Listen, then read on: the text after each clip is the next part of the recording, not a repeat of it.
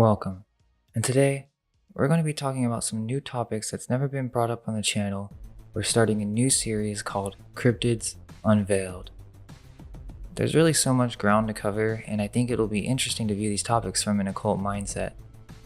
This series will start off with an introduction, and then move on to more specific cases where we can learn more about each cryptid on its own and viewing their history. You most likely have heard of cryptozoology, but if you look it up on Wikipedia, they don't take it seriously at all. They actually have a quote that just says how humans are the most gullible of all creatures, when there is in fact truth to this subject, especially when you consider some of the animals that were thought to be extinct by the scientific establishment, but later found out to be still alive in very small, rare amounts. Then you have the propaganda, and to me this is what really ruined the field, is that from the 80s to the early 2000s, you have all these shows that try to ride this trend, but in the end of every episode you would realize that they never really found anything. Some of the earlier ones were really good, but as you get to the newer content, it's obvious that this has been corrupted and just used to make money off of people who believe in this stuff. And now today, there are barely any shows on the subject. But now, it's become a joke. And many of you who are new to this subject might think, what does this have to do with alternative history or the occult? Everything, because if you can open your mind to the possibility that these stories may be true, it changes our entire perception of reality. The best proof for cryptids, in my opinion, are stories from the individuals who experienced it themselves. There's a small niche genre on YouTube where people organize interviews and usually have people who call in who don't know too much about technology, as many of these stories, these individuals live in very rural areas. I want to encourage you guys to go listen to these stories if you've never heard them. We picked out a few of our favorite channels and videos, so if you're new, you can get started down this journey right now. Check out the description. It's important to mention that not all these storytellers are being honest, and it's usually noticeable because it doesn't really attract you in the right way. Like, you know a good story when you hear one. It has a specific ring to it. And usually you can feel that there's something different about someone who's truly being genuine with their account. Now, here's a little brief intro to the best cryptid stories. You have Sasquatch or other human stories. Then you have Dogman, which is very popular, but basically some type of hybrid dog or werewolf being. Then you have Thunderbirds and or hybrid human / flying beings. Then you have dark magicians and little people. These seem to be kind of our favorite cryptids to explore, and again, I think once you go down this rabbit hole, it really makes you question the world we live in. Okay, so before we begin, if you guys could like, subscribe, and tell a friend about us, it would really mean a lot. YT and other agencies are most likely not fond of our channel, so we need to start spreading via word of mouth. Anything helps really, even just a comment. And with that, let's go ahead and get started. Our most favorite channel on this subject was definitely Brenton Sawin Mysteries to Search. I'd like to take a moment to thank the late Brenton Sawin for so many intriguing and amazing videos he posted over the years. He had a very unique take on this subject and was a very likable YouTube personality. Unfortunately, at this moment in time, his channel has fallen into the hands of someone who doesn't care to maintain the legacy he spent his life creating. It's really a shame, and all we can really do is relay this specific story to the best of our ability. I'm sure other folks who saw the video we are referring to can add a little more clarity, because this one was a doozy. This is probably our favorite story from this channel, but there were so many good ones. This particular encounter was like a metaphysical experience in some ways, but the multiple witnesses seemed to suggest that it was something that was actually present in our realm. The caller was a middle-aged lady from a ranch in Texas, and we will try our best to recount this because this video is no longer public. But she starts out basically saying where she lives, which is a very rural area in Texas, and she's on her way home. So she's on her cell phone with her aunt. Until she got to the last couple miles, she told her aunt she was home so she could roll down her windows and play some music and relax for the final stretch. When she was going along the dark country road, she saw a strange silhouette on the water tower. Now this water tower is something that she has to pass every time she comes home, but tonight there was something weird going on. It looked to her like a bunch of people dancing in robes with a much larger man in the middle. She turned the music down, and with the window still open, she could hear a distant chanting-like sound. The sound entranced her for what felt like a brief moment before she noticed that she had slowed to a stop. She tried to focus her eyes and get a closer look, but the large robed figure on top of the water tower turned its head and looked straight at her. In that very instant, the figure appeared in front of her window only a few feet away from her. It resembled a man wearing what she thought was a cloak, but upon second glance, she could see that he was covered in inky black feathers. She described the face as being pale gray or white. Its lips were thin and red. Its nose was hooked like a beak, and she thought it was probably a man since the creature was bald. They locked eyes for a moment. His were like shiny black beads, and her eyes shot down to see that he had bony white hands coming out of the massive feathers. She looked back at his eyes and she got the mental message that said something along the lines of, "Yes, I have hands." She didn't get to see the feet, as he was too close to her vehicle. She broke out of her stupor and slammed her foot on the gas. She frantically called her husband to open the gate for her because there was some kind of weird thing out there. When she finally arrived, her husband, frustrated and concerned, asked her what took her so long. He thought she was right down the road. She asked what he meant, and he informed her that it had been over an hour since their phone call. She looked at her cell phone and was shocked to see that it had been an hour, despite her only being a few minutes down the road. This obviously freaks her out, and she grabs her shotgun and calls the local sheriff. She explains to him that some people were on top of the water tower doing some kind of weird ritual, and that he should send someone to go check it out. He does, and about an hour later an officer arrives at her home and says that there was just some crows. During that following week, she asked around the area to see if anyone had also seen anything strange. She spoke to a local man who shockingly relayed to her an experience nearly identical to her own. The man said that his brother, who often visited him from Dallas, had also seen the dancing figures and come face to face with the strange bird-like man. He said that his brother had arrived at his house late in the evening and was completely frantic. He said that his brother described nearly the same scene, but instead of looking down at his hands, the brother leaned out of his window to check out the creature's feet. The man was shocked to see that this creature was wearing red tennis shoes, the same exact kind of shoes that he always wore. He looked into its eyes again and got the feeling that he was being mocked by this thing. The guy said that his brother didn't even stay at his house and drove all the way back to Dallas that night and hasn't visited since. Later that week, she was talking to her husband about it while they were out in the yard together with their little dog. She said that she saw a crow walking around her property and it looked as if it was trying to show them something. So they followed the crow into the woods a little bit before an alarm went off in her head that her dog is all alone in the front yard. She runs back and sees some crows attacking her dog, so they intervene and the crows fly away. She realizes that these crows are pretty smart, maybe too smart. There was some talk of her getting strange phone calls and even a break in the recording while her and Brenton were having the interview. She determined that it was some sort of demon, since it seemed to have power over the local birds and showed itself to multiple people. One of her neighbors, a black lady whose family had lived in town for many generations, listened to her story and told her that the area that she saw the bird creature had a long history of black magic and dark rituals. This news was shocking, but she wasn't surprised based on what she'd witnessed. There really is a lot of good ones from this channel, and I wish they still had them up because there is another channel that's uploaded a few of these to YT, but I only wanted to present the best stories in this video to keep you interested because if you're new to this, it takes a lot of time to get to the really good ones, and one story that's mediocre can kind of ruin this topic for beginners. Okay, so this next story is from the channel called Dogman Encounters. And just to keep in mind that just because we bring up these channels doesn't mean that we believe in every account on the channel. We're simply bringing up our favorite stories. Please give us a brief bio on yourself. Well, I'm 30 years old. I've got my wife and my daughter. Just go to work, come back home, do the family thing, and I do enjoy very much going into the woods and being able to enjoy the outdoors, being able to have respect for the animal as well as, any type of fishing and hunting. I really enjoy. I like to be able to create memories with my family that way.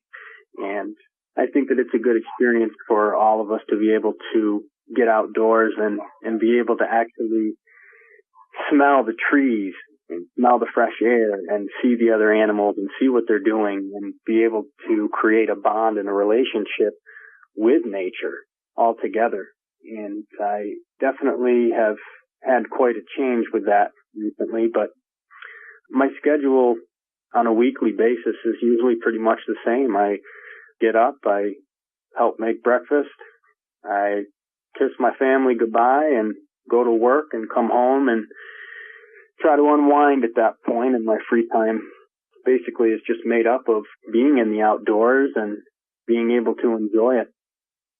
After seeing what I had seen, I was unsure as to where it is that I need to go, being that it's not exactly something you hear every day.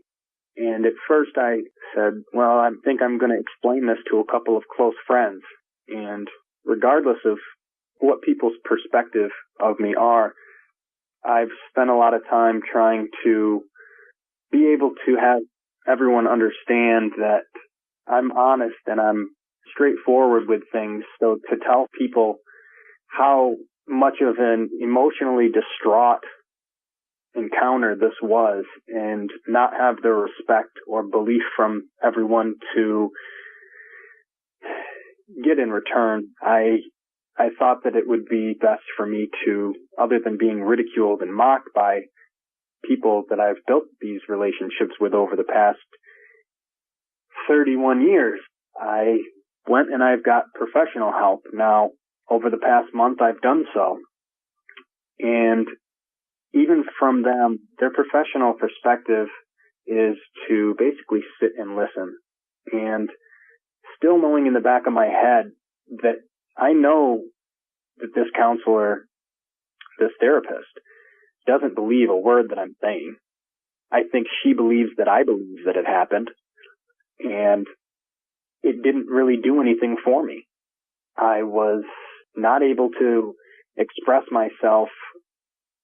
I had expressed myself, but I hadn't received the input back that I was expecting that I would get help for. I guess what I'm trying to say is no, I didn't get any help from spending money on someone to listen to my problems. And I would have hoped to have got something a little bit different in return from them, being that I paid money for it. It didn't make me feel any better. I felt now, other than being mocked from close friends, now I have a complete stranger who doesn't believe anything that I'm saying. And I stopped going just recently after we had spoke the other day. And the difference in that was I could see that you have a real understanding for these encounters. And to know that someone else believes me, to know that someone else understands what it was that I had went through physically and mentally, as well as emotionally, because being as emotionally involved in the encounter as I was, and I'm sure a lot of other people were, it's very difficult to think clearly when you're emotionally involved in a situation, not let alone be able to express and relive that encounter again. So to be able to do that with somebody who you know isn't listening and isn't on the same page is almost a waste of time, and I know a waste of money from personal experience. But after speaking to you the other day, I was able to really get a good grasp for the right way to talk about it. And you had shown a lot of support, and being that I know that you do believe me is such a huge difference, because when you know that you have a group of individuals or an individual by themselves that is interested in hearing what you're saying, and there's no controversy in truth, they know that this is real, and that means a lot more personally to me. Before you tell us about your encounter, please tell us about the place where it happened. Well, I live in Cato, New York. It's upstate New York, very country type setting. The house is on a road that's about 8 miles long, connects two other back roads. It was kind of stone road up until about 15 years ago, and they just started recently paving it. There's only about 5 houses on that street, and it would take about 25 minutes to be able to walk to your neighbor, 30 minutes. It's all surrounded by woods and fields. I have 192 acres out there. 50 of them are woods, and the rest of them are cornfields and other farmland that I've rented out to the farmers that live in the area in exchange for a quarter cow or a half a pig and money on an annual basis, as well as I can still hunt that land. The house is about 40 feet away from the road, and all around me on the right and left and back side is all pretty thick woods, and across the street is all very thick woods and fields. It's very quiet at night, and it would take a long time to be able to get to somebody if someone really needed some help. Pretty much out there alone. Oh, it sounds like a really nice property. It's just a shame that you're not able to enjoy it the way you once were able to, now that you know you might have a dogman roaming around there still. All right, Brandon, please tell us about your encounter. Give us every last detail that comes to mind. Okay. Well, this was the beginning of February, a few weeks ago. It was February 2nd, 2018. And that was definitely the day that had changed my life. I had got up in the morning and kissed my family goodbye and went to work like I normally do around 5 a.m. I had gotten a few phone calls throughout the day from my wife, and she stays home with our newborn. And I had gotten a few calls from her, and she had said, because we have some cows, some livestock, about 12 of them, and she had called me and she'd been concerned. And she had said, hey, do you know that all of the cows are huddled up in the corner closest to the house, away from the wood line, and they've been there all day. They won't eat, they won't move or anything. And I didn't pay any mind to it. I was really busy at work, and I said, don't worry about it. I'll check it out later. I'm busy right now. And I just kind of figured, all right, well, maybe, coyotes are out there messing with them again. I'll handle them later on. They are quite a nuisance around where we are. So I just had assumed at the time that that's what it was, because that's what I'm familiar with. So I didn't pay any mind to that. And I get another phone call right before I had left work. And it was my wife calling me back, and she had said, I'm not able to let the dog out. Maya won't go outside. I'm having to drag her outside by her collar to go pee. She doesn't want to go out, and I'm not sure what's going on with her. And I said, okay. I said, I'm almost home. I'll deal with it when I get home. Now, I'm thinking that this is pretty strange now, because the animals know most of the time a lot more than, we know. And I'm thinking to myself, well, why the hell are the cows all bundled up in the corner there? Now the dog won't go outside. What's going on here? So now I'm a little bit concerned, but it's not a big deal at the moment. So I'm pulling up here, and on the left side, the cornfield's there across the street, and I just get past the hedgerow where it starts to open up on the right, where my lawn is. And we've got about 6 acres of mowed grass around our house, and the rest is fields and woods. And I see the cows, and they're scrunched up in like a 20 by 20 foot area in the closest corner of their fenced in plot. And I'm thinking to myself, what is this? And I've never seen them do this before. I mean, they were almost on top of each other, Vic. They were climbing up and trying to get closer and closer, huddled up into the corner. And they had popped the breaker because they kept pushing into the fence, which is an electric fence. And they each had touched it so many times, I'm not sure what had happened, but they didn't care about it. They had actually popped the breaker so there was no electricity running through the fence anymore. It may have popped a line or a wire somewhere, I'm not sure. But I could see that they were scared of something. Something was going on. And at that point, I'm thinking, wow, there must be a big pack out here. I'm going to have to deal with this. So I'm looking at them scrunched in 12 full-grown cows here in about a 20 by 20 foot circle. And I'm like, okay, definitely coyotes. So I parked and I get out, I get my work stuff, and I go to walk inside. I'm walking up the front driveway, and it's dusk now. And I'm walking up, and I'll tell you, I hear the most deep but raspy, gurgly, almost scream howl. And it literally sent chills down my spine. The hair stood up on the back of my neck, and I thought, what the hell was that? And I've been in the woods since I was a kid.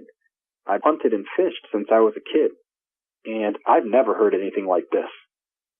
But again, going by what I know, I thought, okay, some type of coyote was attacked or some type of animal out there. Something's going on. Now, although the DEC says there's no mountain lions in our area, I know that there is. So I'm thinking, well, even though I haven't seen a mountain lion, I know that there has been some sightings around the area, very rarely. But I figured, well, maybe that's it. But something still was different because I'd even heard them on YouTube, and I know that that wasn't it. So I get inside, and my wife's jabbering a mile a minute about everything she dealt with today. And outside the phone calls that she had told me when I had left in the early morning, she said that she had heard scratching at the window, a real deep scratching noise on the side of the house, not like a branch type of scratch. And I said, what do you mean? I don't understand. And she said, come look at this. So she walks me outside, and I see deep scratches in the siding. There's 4 lines. The one on the left is the lightest, and then the one to the right of that was pretty deep. The one next to that was very deep, and the one all the way to the right was fairly deep as well. And I'm looking at this thing, and I'm like, what the hell is this? And I'm thinking to myself, what could have done that? And I'm looking around. There's no branches that would have done anything like that. And I said, did you bang into the house with anything? Did you move something up onto the deck? Because I've built a big deck that wraps around most of the house.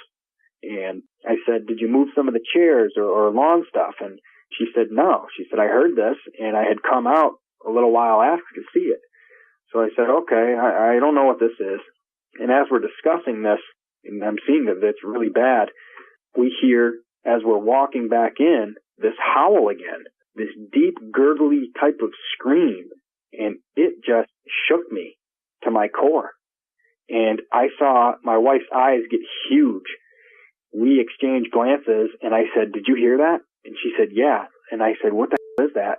She said to me, I'm not sure. And she goes, you would know better than I would. And I said, I have absolutely no clue, honey. I've never heard that noise before. And we can see all the cattle in the corner. Now they're climbing up on top of each other as that noise is being projected towards us. They hear it as well. Now all these cows are jumping on top of each other. They're pushing and pushing and pushing in the corner. They're trying to get out of this fenced-in area. And I'm thinking, oh, God, now I'm going to have to fix this fence. They're going to bust it out. So I'm thinking maybe I should move them until I find out what exactly it is that's going on here.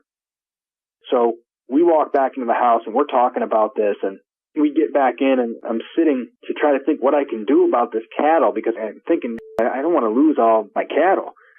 So I load my shotgun up, and I call my neighbor, and I say, hey, Gene, I said, come on down. I said, let's go for a ride out back in the buggy. It's like a 4-wheeler RZR type thing. And I said, we'll come down, and we'll see what we can do to take care of some of these coyote, because they're a big problem out here. So he comes down. I explained to him a little bit about the situation. I say, have you heard this noise at all around here? And he says, no. And I sounded like a fool trying to explain to him that it sounded like a woman that had been smoking 30 cigarettes an hour for the last 65 years. But it was deep, and it was raspy, and like a woman screaming. It's difficult to explain. And, he kind of looks at me like, okay, whatever. So we load up, and I tell my wife, I say, we're going out back, and we're going to get rid of some of these coyote. And she said, okay. So we go out, and what I normally do is, with the coyote out here, I have a wireless call, which is a speaker box with a wireless remote. And you can hit different calls, which some are, for an example here, a dying rabbit or a squirrel or whatever it may be, that brings them in. They hear that, and it brings them in. And I have a spotlight that I put a red lens cover over because they can't see the color red. So we load all that stuff up, we throw it in the back, and I'm explaining to them, I said, on the way out, these cows are doing this, they're doing that, and I'm not sure what to do.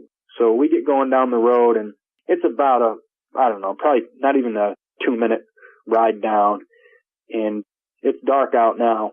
We get down a little ways, and the dirt road's on the left, and we go to turn down my dirt road here, and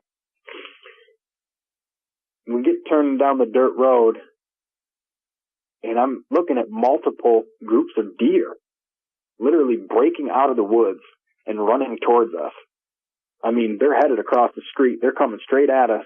This dirt road is about 5 to 6 foot wide, and then on each side of the road, there's about 2 foot of brush, and then right on the other side of that is the woods on both sides.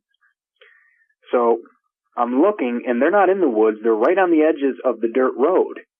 And these deer are flying towards us. White flags flying, tails in the air. Something's going on. And they're going by us, maybe 10 feet on each side of us here. They're not worried about us coming down in the buggy or anything.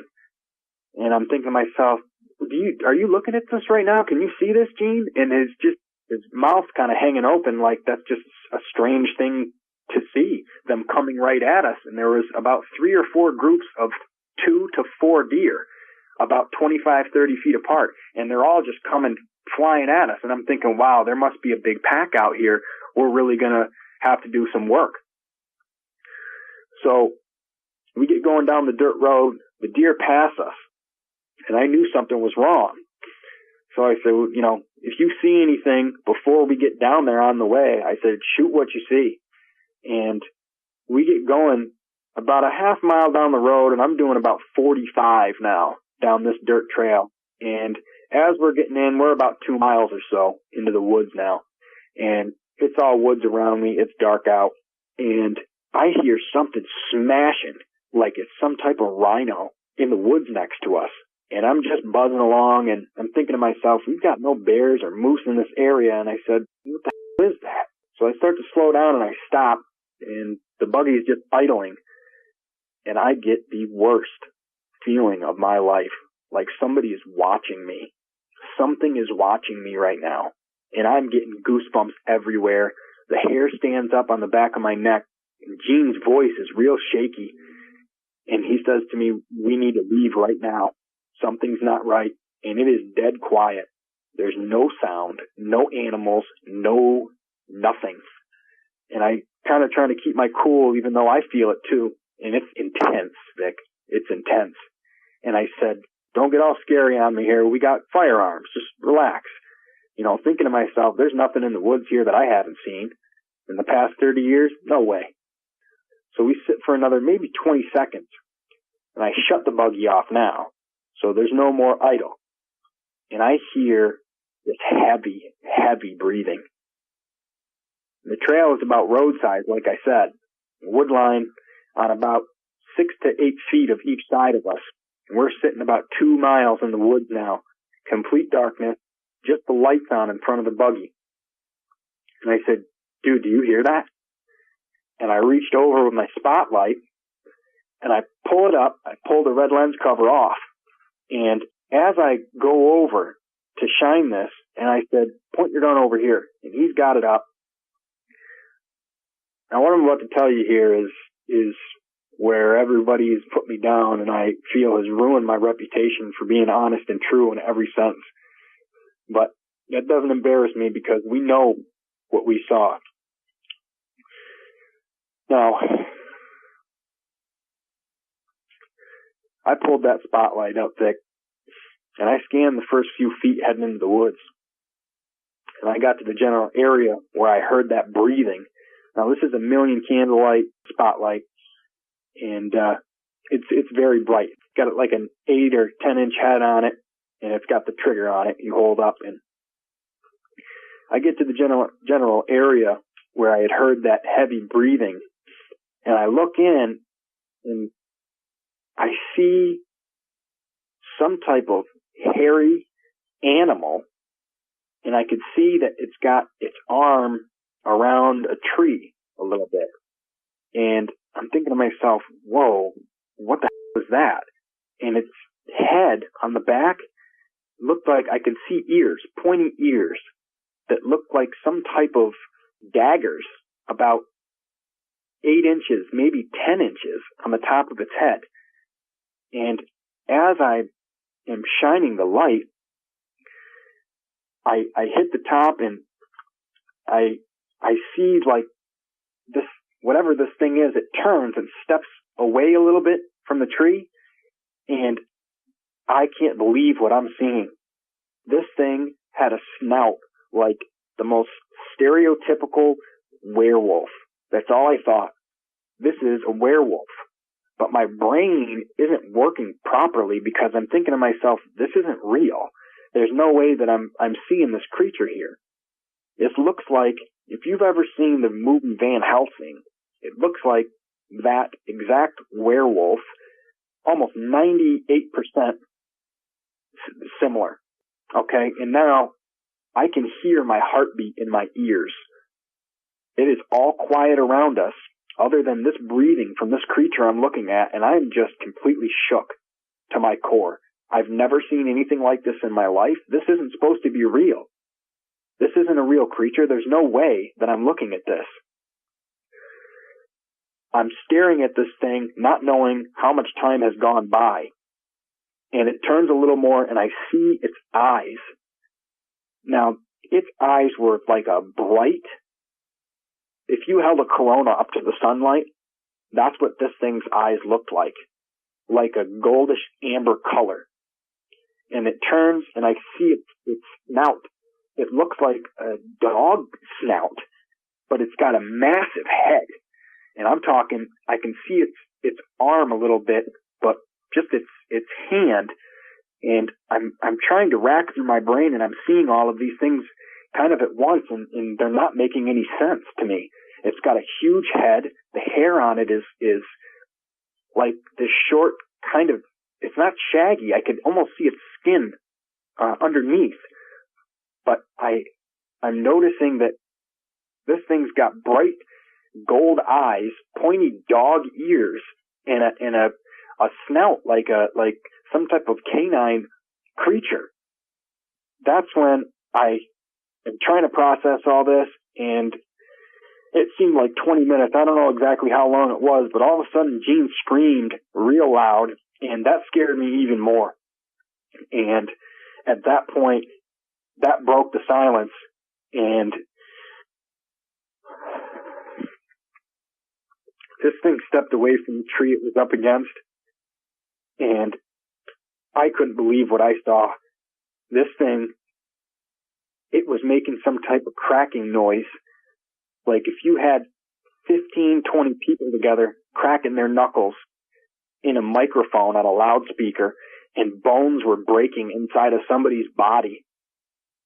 This thing stands up on two legs, Vic. Its back legs, it has haunches like a dog, okay? This thing is almost 8 foot, 9 foot tall. This thing is so big, at 15, maybe 18 feet away, I could see this thing clear as day. There is no question. My spotlight is on this thing, and it's fully charged, brighter than ever. I couldn't believe what I'm seeing. Its chest looked like some type of world record bodybuilder. This thing was jacked. Its arms from the shoulder to the elbow looked like a normal length, but the length from the elbow to the wrist were extra long, almost twice as long as the top part. It had hands, Vic. This thing had 5 fingers with nails on them. Sharp nails. It looked like black knives on the tip of its fingers, a couple inches long. It just had these big hands. And it's not processing with me. I didn't understand what it is that I'm looking at here. I can see it's jacked. It's massive chest, huge arms. I mean, ripped. It's got abs like some 30-year-old at a gym. Its waist seemed to be fitting, I guess you could say. It was smaller, and its legs were pretty jacked, but they were skinny, and it had its legs bent backwards like a dog. But I'm so confused. I'm looking at the werewolf thing, and it's standing up on 2 legs. There's no way. There's absolutely no way. And the cracking sound that I'm hearing when this thing stood all the way up, I didn't understand what's making that noise. And I know it wasn't branches breaking, because I heard the branches breaking on the way down. And as this thing is breathing heavily, which I'm assuming it's breathing heavily because of it keeping up with us in the woods at 40 miles an hour, going down next to us, just smashing through things. And I'm not talking twigs and sticks here. These are big branches this thing is just barreling through. So he screams. I'm taking an inventory of what it is that I'm looking at here, and I am just completely blown away. The most fearful I have ever been in my entire life. I thought I'm in a nightmare. I tried to close my eyes and shake my head and wake up, and it was still there. It was real. And I'm thinking to myself, well, what's my next move? There's no way that this is happening. I can't understand or fathom or process what this creature is that I'm looking at. So Gene screams, I'm looking at this thing, and at that point, I didn't even know what to do. I was stuck. So it stands up, and I see its arms hanging down in front of it, and I just didn't know what to do at that point. And the only thing that broke the silence at that point was that scream, and Gene fires 3 shots in a row at this thing. Now, this is a Remington 875 shot pump. Okay? High brass slugs. He's shooting out of this thing at 15 to 18 feet away. He fires the first one, and at this point, my ears are ringing because he's right next to me. We're in somewhat of an enclosed vehicle, but I got the spotlight on this creature still, and I see this first bullet hit its chest. It rips the whole right side pectoral muscle almost off of this thing. I can see it rip the skin. I can see the blood. This thing is real. It is a creature. It does bleed. I could see that the whole right pectoral muscle was completely almost torn off of its body. Pieces were hanging down. And this thing lets out a scream, and at that point, he had fired 2 more shots right away afterwards, but this thing was fast, Vic. This thing was real fast. So the 3 shots in a row, after the first bullet hits his chest and rips the skin and the pectoral muscle, this thing jumped, okay? No exaggeration. This thing jumped clear 15 feet up into the tree, okay, and almost 30 feet across the dirt road into the other side of the woods.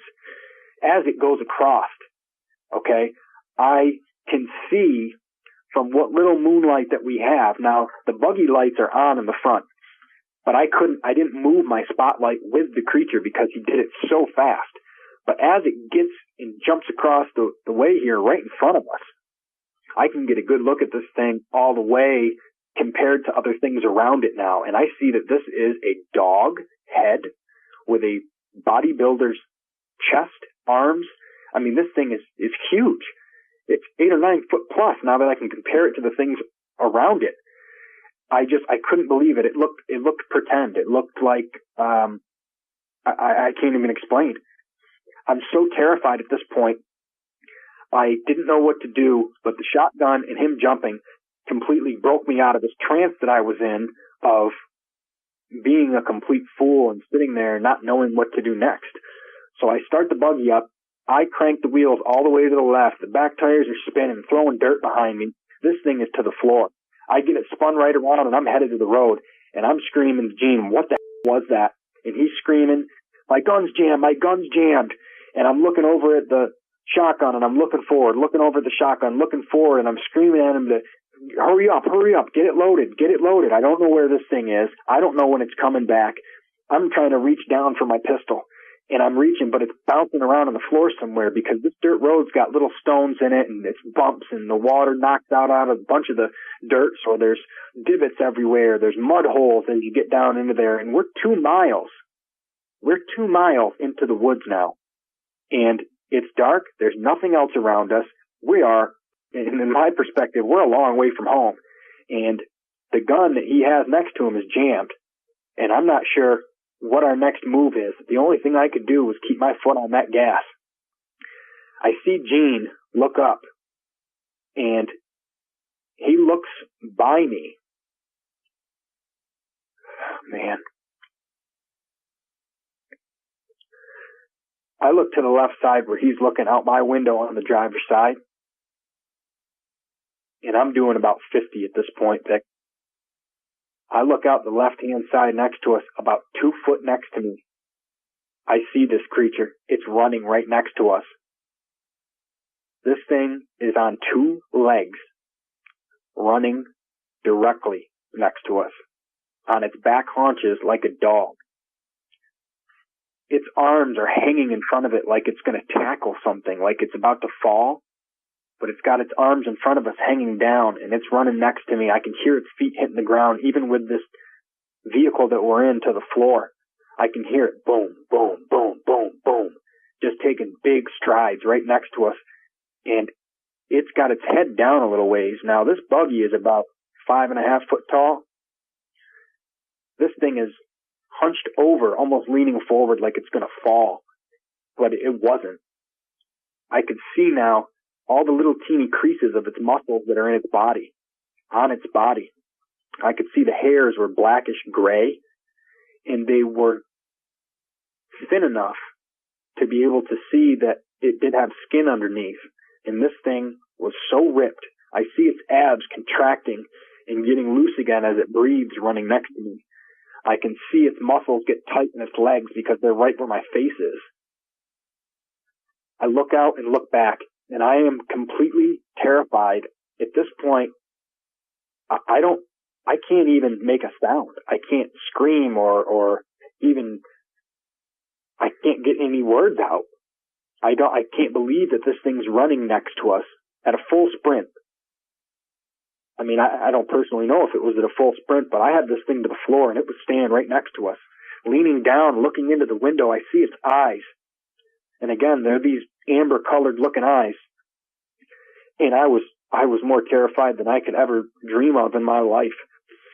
And I'm trying to get this thing moving as quick as possible. Gene's staring at this thing, and all the color drained right out of his face. I'm sure mine did as well. And I'm just looking forward, looking over.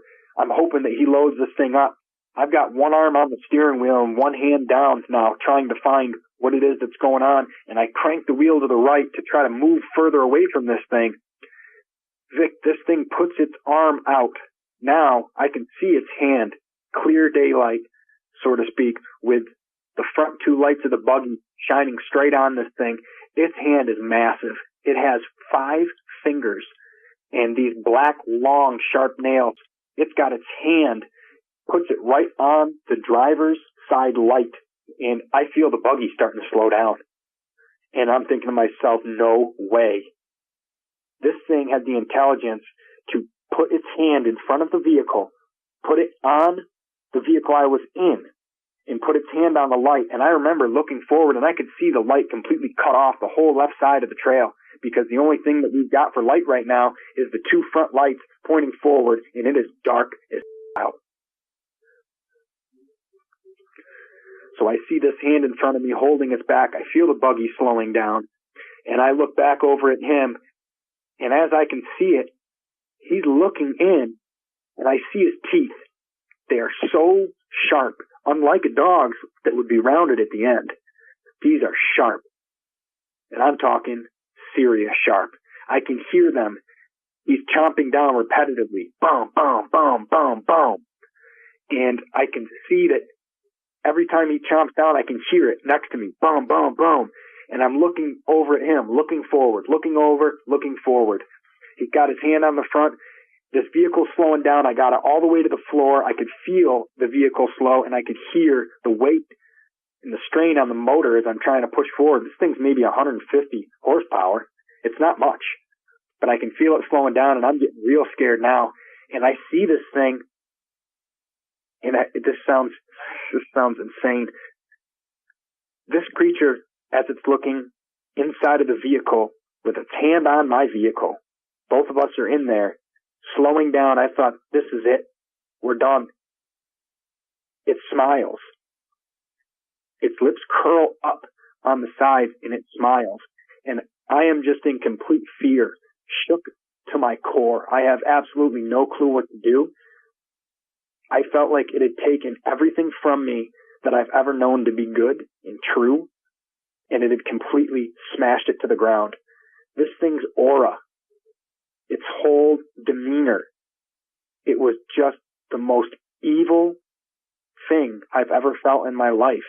It projected this level of being emotionally distraught and just completely terrified, worse than if it was the end of the world or you'd lost your entire family or anything. It was, I don't understand how it was able to make me feel that way, but it was beyond fright. It was beyond being terrified. It completely drained my soul. This thing was beyond evil. And I see this smile, and I mean, at this point, there's nothing I'm not going to believe, because I'm where I am right now. Everything starts flashing through my head. This is the end of my life. I have memories that I want to create with my family. What about the last person that I argued with? I didn't get to even apologize to them. I don't want to end like this. I have goals that I want to achieve. I want to try to be the best version of myself. And I have character flaws, as everyone else does, that I need to work on. I have things that I regret, that I wish I would have done differently, experiences that I wish I would have taken advantage of. And I'm thinking to myself, my whole life is literally flashing in my head. Boom, boom, boom, boom. Different things. And when they say your life flashes before your eyes, it really does. And I wasn't able to even do anything. It's just, I'm looking forward, trying to drive, looking at this creature, and I didn't know what else I was supposed to do. I'm thinking about my baby girl, and I'm thinking about my wife, and what's going to happen? How are they going to find me? How are they going to provide? My daughter and my wife have to grow up without anybody around. What's the story that's going to be told? Accident in the woods? Vehicle accident? I know it's not going to say huge freaking wolf man attacks guys in woods. We both know it's not going to say that. So I'm racking my brain here, and I am completely distraught. And all of a sudden I hear boom. And at the same time, I see Gene has the shotgun pointed in front of my face. Now, we're sitting side by side going forward towards the road in the woods. He reaches to his left and points the gun. The barrel's directly in front of me, but I'm looking forward, so it's about to shoot to the left where this creature is. And as soon as he pulled it up, I see this thing disappear out from next to me. And he still fires, but he had missed it. My ears are ringing. I see this thing, he's gone. How does this creature have the intelligence to be able to completely stop? That it saw that gun was pulled up. It knows what it did to it. I could see it ripped up, its chest ripped up again when it was running next to us. It knows what the consequences are from the end of that barrel. Because just prior, it had felt that. It knows. And when that firearm got held up, this thing let go of the front of the vehicle. I felt the strain and the load be taken off the motor. We speed back up, and this thing's gone. And I'm like, wow, how did it realize that that's what was going on? Now, I don't know how much time had gone by. It had felt like about 2 hours. So now, as we're getting down the road, I'm thinking to myself, this thing's just smirked at me like an almost taunting type of deal. It was about to stop our buggy completely. It reaches out with man's hands with claws. I mean, what is all this? I'm out of control trying to think of everything, but I'm glad that it's not next to me anymore. But I'm still terrified because I have no clue where this thing is. I hear it now crashing into the woods next to us again. The same sound I heard as we were coming in. And this thing is just boom, boom, boom, blasting through all these woods next to us, through branches, through everything. I just like, okay, next time he comes in, we're going to get hit, and we're going to get hit hard. And all I could do is keep it to the floor. But it stays in the woods over there for the next maybe 12 seconds. It didn't come back out yet. And I'm like, dude, we're not going to make it to the road. And all I'm saying to Gene is, when that thing comes back out, hit it again, hit it again, hit it again. And he's got the gun out the window, aiming it out there. I'm driving forward, and we hit the road. It seemed like it was forever, but we finally hit the road. I didn't slow down. I hit that road. I cranked the wheel all the way to the right. The back tires slid off the gravel and onto the road. Tires are squealing. And then I see it. It tried to flank us. it tried to jump out right there at the edge of the woods and cut us off. Or so I thought that's what it tried to do. But I get to turning, I slid, we lost speed sliding onto the road, but I still got it to the floor. Gene, I can feel him lean over onto me because of the G-force from turning it at 40 miles an hour, skidding onto the road. This thing jumps clear, easy, another 20, 25 foot out of the woods onto the side of the road where the ditch is, and now it's behind us. And we're going down the road, and Gene's got the gun pointed back to it, and he's not shooting anymore though. And as soon as he gets the gun pointed, when we straighten the vehicle out, he's got the firearm pointed down back behind us where this thing's standing, and it kind of leans down a little bit, and I see it go back down on all fours. And it's sitting there. It lets out this huge roar again, the same noise that I had heard numerous times with my wife earlier when we were in the woods, and when I was by myself coming home prior to Gene and I going out in the woods, when I had just walked in the house before my wife showed me the scratch. And all the cows went crazy. So we're getting down the road. Now this thing, he sees the gun get pointed back out, goes down on all fours, and then launches back over into the woods, another 20, 25 foot. And now I can't see him because it's as dark as it is. I can still see the silhouette from down there, though. So it launches back into the woods, and we get back to the house. I pull in, I stop, and we sit in the vehicle for a second. I have the garage door opener in the buggy, and I pull it into the garage door, and I'm staring behind me. And now I reach down, I grab my pistol, which is a .357 Magnum. It's a 5-shot revolver. It wouldn't have done anything to this creature. It got shot clear 18 feet away with a high brass slug from 12 gauge, and it just ripped its chest open. This thing didn't even care. It just pissed it off. So I've got my pistol, my hand's shaking, and I've got this thing pointed out in the back. And I see Gene's got the shotgun on his side pointed out towards the back. And we watch as the garage door slowly closes. I'm waiting to see this thing's feet just show up and rip the door off. And the spot between where the door closes and the concrete's getting smaller and smaller and smaller. And I'm thinking, okay, I don't see it yet. And we sit there. Finally closes all the way. Now I'm thinking I've got to get inside. My family's inside. So we shut the buggy off. I open the door. I look outside. I don't see it. I don't hear it. So we get going back in, and I get inside, and I'm looking at Gene. We're not saying anything at first. And I popped the door open, and I said, hey, we're back. And I didn't know what else to say. I didn't want to say anything running inside the house like a crazed lunatic trying to explain that we were just attacked by a werewolf. That my wife's going to tell me to stop drinking. You're an idiot. I wasn't able to even explain anything, and nor did I want to, because I'm going to put the fear in my family. 2 girls in the house? No, I can't do that. But I did want to check to see where they were. And they were in the living room. And I said, can you go upstairs for a minute? I want to come up and talk to you. Grab Gianna and go up there. I have something that I want to discuss with you, but I want you to go up there real quick. Gene and I will be up in a minute. And I closed the door, and I come back out into the wood room, and I'm sitting back there, and I look at Gene, and I said, dude, what the was that thing? And he said, Brandon, I don't know. That's not supposed to be real. I said, that was a werewolf. And he said, I've never seen anything like that in my life. And he's the one that had said it looked like the werewolf from Van Helsing. And that's when it clicked in my head, and immediately I was like, yeah, you're right. It did. That's the only thing that I could compare it to that I've ever seen, and it's only been in a movie. So how is this thing over here? I've never seen this thing before. I've been in the woods since I've been old enough to squeeze the trigger.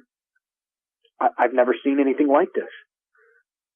Now my heartbeat's slowing down. I'm kind of gaining some type of sanity back, trying to think about what this thing could have been, and nothing other than, a stereotypical werewolf from a movie.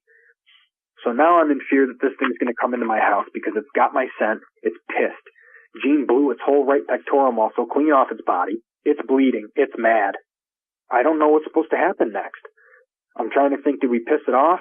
I do remember, I'm trying to think if we pissed it off originally from coming in and all the deer running out, I took its food away or something. I would imagine that it eats deer. I love venison. Why wouldn't something else? Let's be real here. I couldn't believe what I had just seen, and I didn't really know what else to say to Jean. All I said was, please don't say anything, after we had discussed what had happened in details of the thing, so we could both kind of recap on what it was that we saw.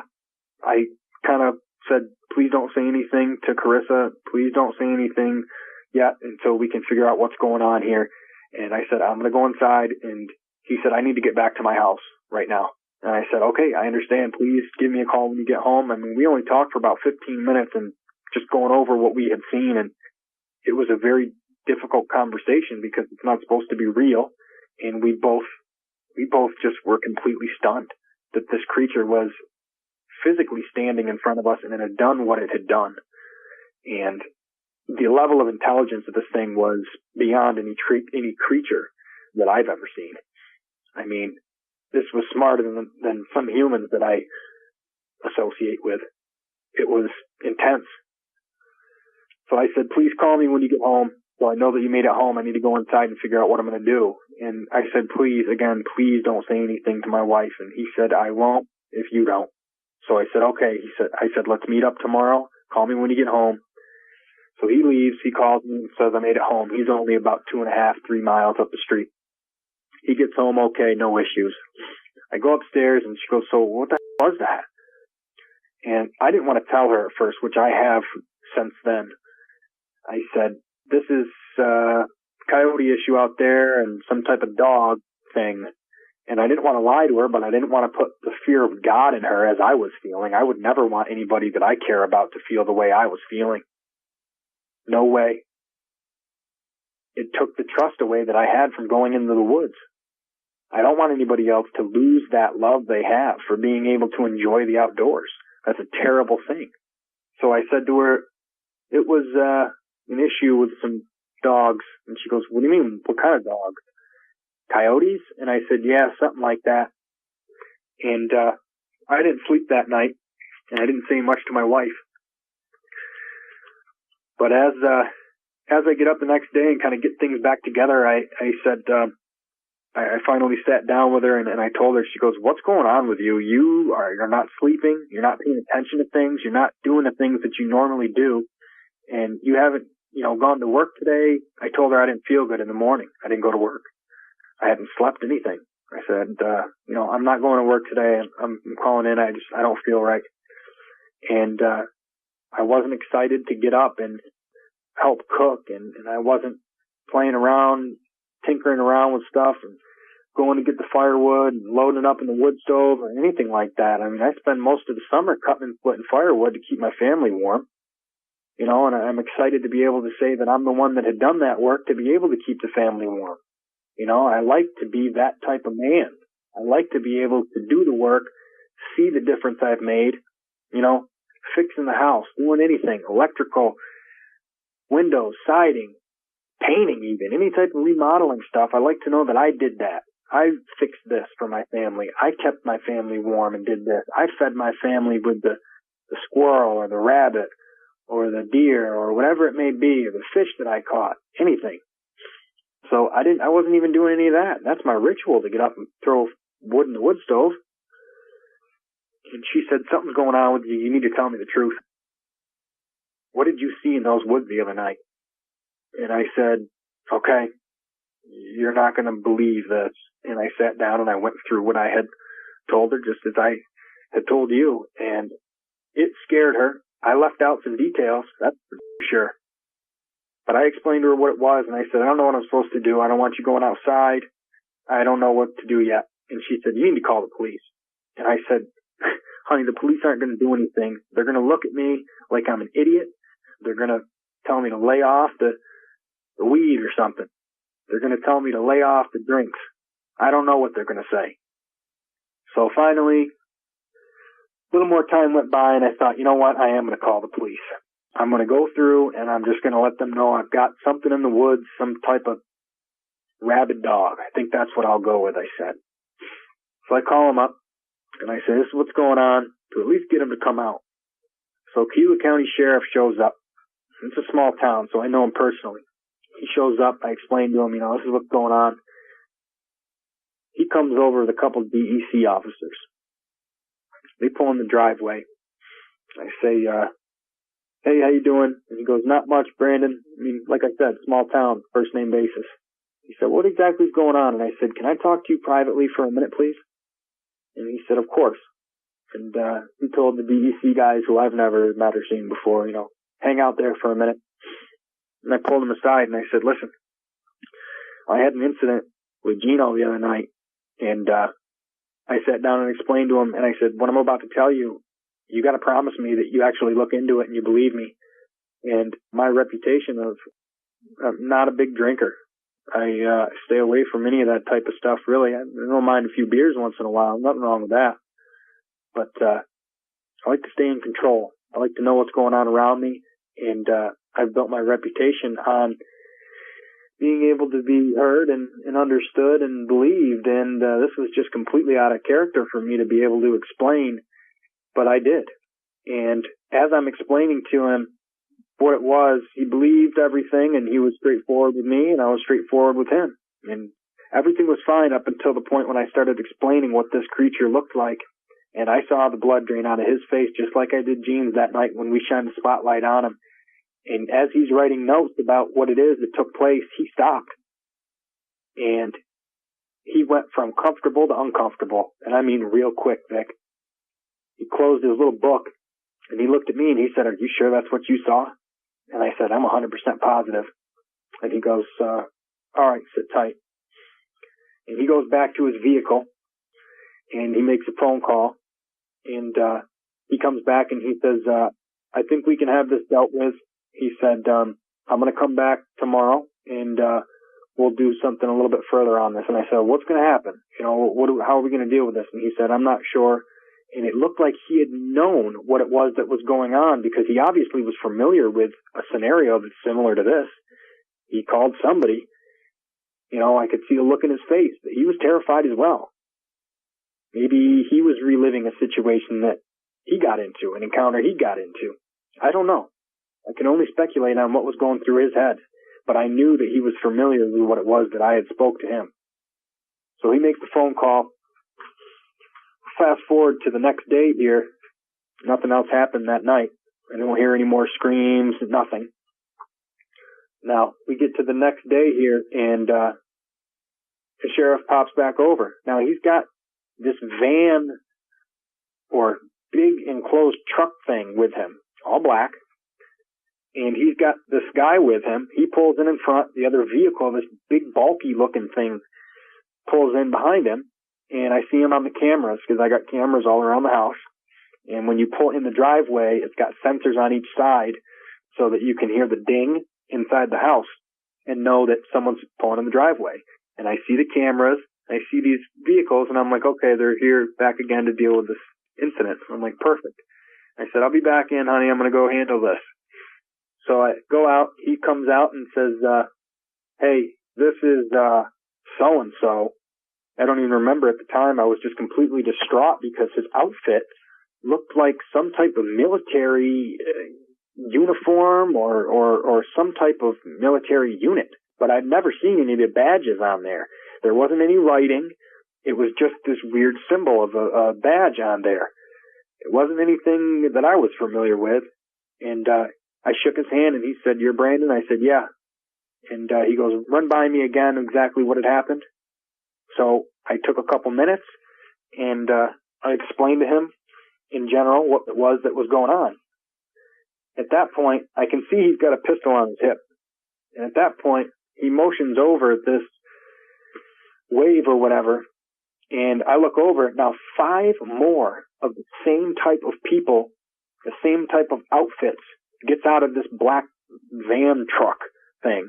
Now, as they get out, they all have pistols on, and they have these strapped, what looks like some type of smaller machine gun, SMG, maybe even fully automatic firearm hanging around their neck.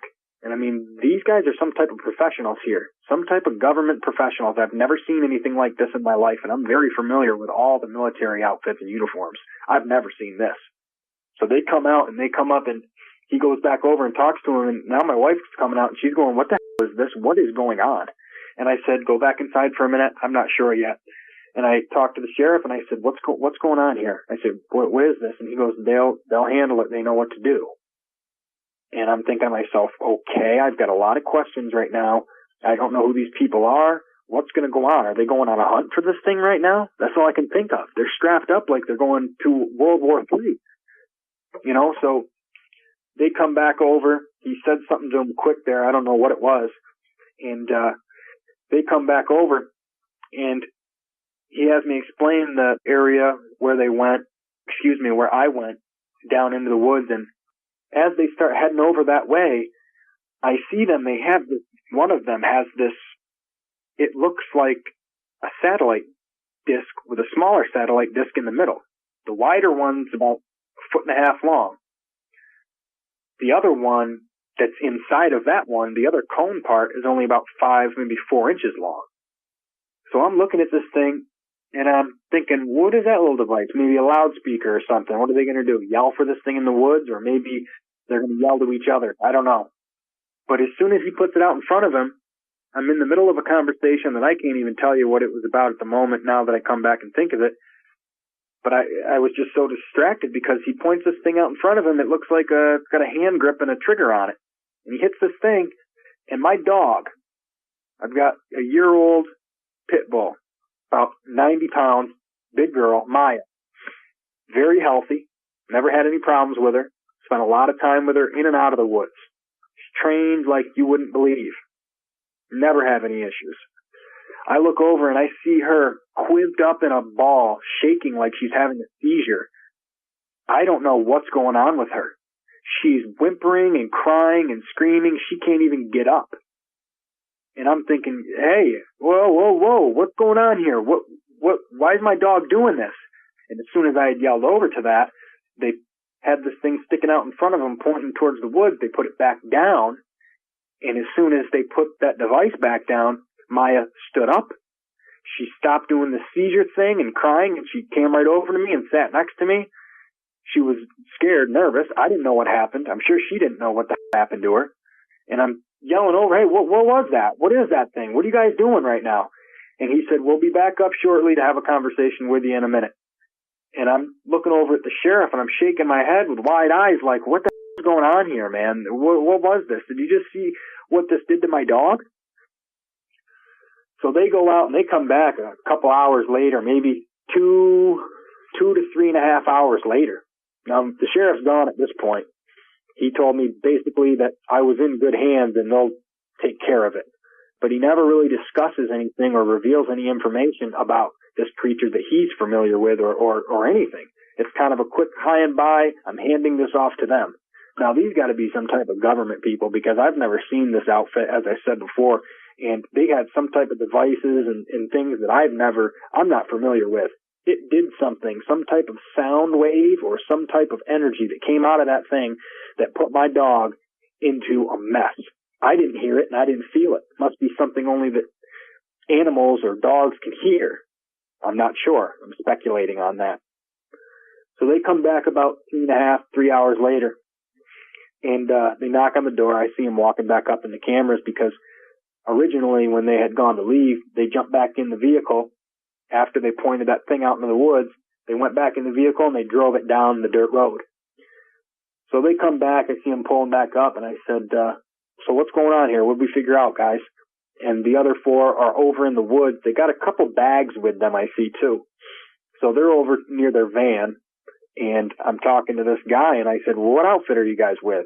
And he ignored my question, and he said, I got to ask you a couple questions. And I said, okay. So we ran through some things, and a couple of these questions that he asked were, did you take any pictures that day? And I said, no, it was the middle of the night pretty much. It was 8:30, 9:30 at night. And he said, are you sure? And I said, yes, I am. And he goes, okay. And before he had left, he had asked about the deer cams and things before they had went in the woods, and I told him that I got about 30 out there. And he goes, okay. So we went through a conversation of asking if I had what I had come to realize any physical proof of this creature, which he obviously didn't want me to have. And, I'm no dummy here. I could see that they were looking to see if there was any type of proof of anything, and they wanted it in their possession. Now, come to find out, they go to leave. They say that they'll talk to me, shortly. We'll make sure that we get in contact with you. As for right now, you should be all set. And I said, what does that mean, all set? I have a lot of questions here. I need to know what it is that's going on, and I need to know right now.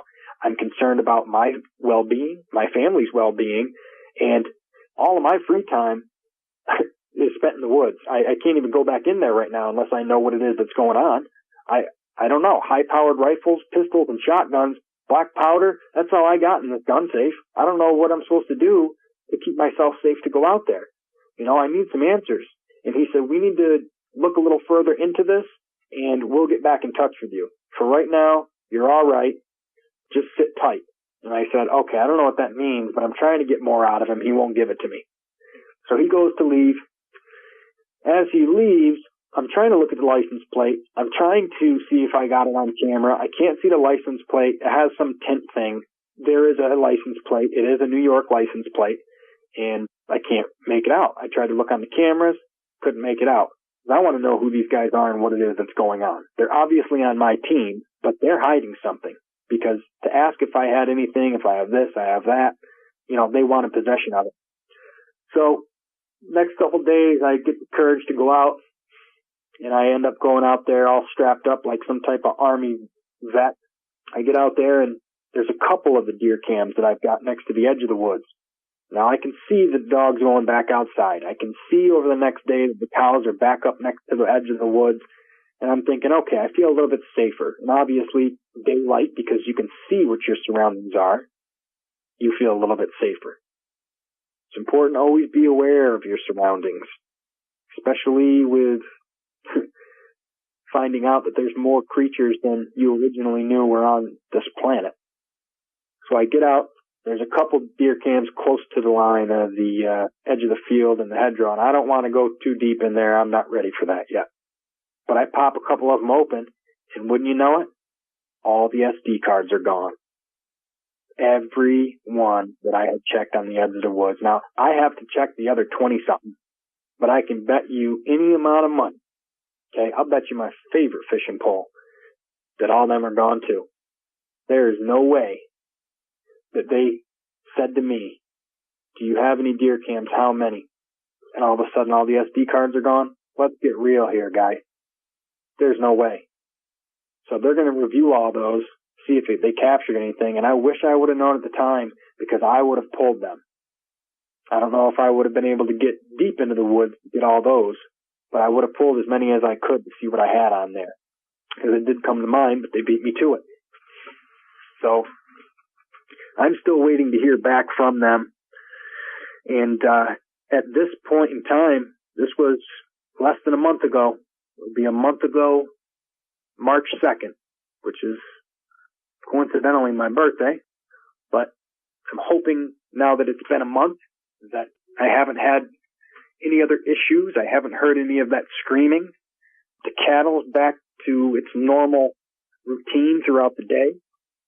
And I'm hoping that this will continue, and I can continue to move forward with being able to gain my love back for the woods and lose a lot of this fear, because that is my favorite place to be. But I'll tell you, from what I saw last month, anything is possible at this point. I like to remain open-minded and remain teachable. And that was a very humbling experience, because I didn't realize that something like that would grow and something like that would actually exist. This thing was ready to take anything on, and it was bigger than any creature I've ever seen. It was just beyond imaginable. And to think that I have my family there and I'm completely helpless. I thought about moving them. We got to get out of here, I'm thinking. And then I'm thinking to myself, there's no way that I'm going to let this thing push me away from my house. I've worked really hard to have what I have at 30 years old. There is no way I'm letting this thing beat me. But over the next week or so, I couldn't sleep well. I was not focusing on things. All I could keep thinking is, I'm going to see this thing through my window one day, and it's going to blast through, and it's going to take my family. I don't know what it's capable of. I have no clue what it's capable of. But whatever created this thing, I don't know what it was thinking. This thing is just a damage machine. It is ready all the time to just go from 0 to 100 in full attack mode. I don't know. I don't know enough about it. But I know for sure that I definitely am not going to be going back in the woods anytime soon. And that's a sad thing because it's taken something from me, Vic. It's taken my ability to be comfortable and be able to enjoy the woods and share the outdoor experiences with my family and friends and ones that I care about. Be able to create memories with those friends and family that I care about. It's taken that away from me. All right, so we finished that one. And again, that's from Vic's Dogman Encounters. Go check out his channel. There's a lot of other good stories. But we're going to move on here. And the next channel we're going to take a look at is Sasquatch Chronicles. And I think there's a lot of good stuff on this one. This is one of the legends. And there are a couple other channels, but again, this is a very tight niche with the telephone interview based stories. So I think that this is going to be a couple rare ones that are kind of hard to find. Okay. Well, actually, my first encounter happened. This was in 2004, and we were on I live in we'll say Central Kentucky, and I was heading home from one of the major cities here, and on the way home, I had a little Chevy Trailblazer, and I was driving, and one of the lug nuts broke on it. And as I get going down the road again, a couple more of them break. So, I decided, I have my pregnant wife in the vehicle with me. I said, I'm gonna slow down. So I'm going like, I went a total of 30 miles, and it took me like almost 3 hours to get there. As we're passing through, probably about a quarter mile away from where this incident happened, we had the windows down, and it was pretty chilly that night. And often there's a dry creek bed that was running alongside the road. It sounded like a bulldozer running through the trees. And I mean, it really, really, really freaked me out. And I never in a million years thought that if somebody said, "Hey, there's a Bigfoot over there," I'd have been like, "Man, you're out of your mind." Yeah. It's about like the story I'm about to tell you. I mean, if I wasn't there, I wouldn't believe it. I mean, if somebody was to tell me this story and I didn't know what I know, I would be like, man, this person really needs to be checked into a mental hospital. But my first encounter is there's this, it's a abandoned rock quarry, and it has a really good size, I call it a glorified pond, and everybody else would probably call it a lake. It's pretty good size, and when I would ride my motorcycle, I loved going out there because it was absolutely quiet. It was peaceful. It was somewhere to go, just to clear my thoughts. And another thing about it is while I was out there, there was a little bit of strangeness in there. I never really thought about. I couldn't say that I was actually being, felt somebody staring at me, as people would say. I never felt that way, but it was just it was kind of an eerie feeling, but it was also a tranquil feeling. So pretty much, if I took a long ride, I would always go back and stop at this lake and, sit out there and smoke cigarettes, collect my thoughts. Well, one day I was out there, and this was probably in, I can't remember. It was one of the summer months. It was probably June or July, August, one of the months.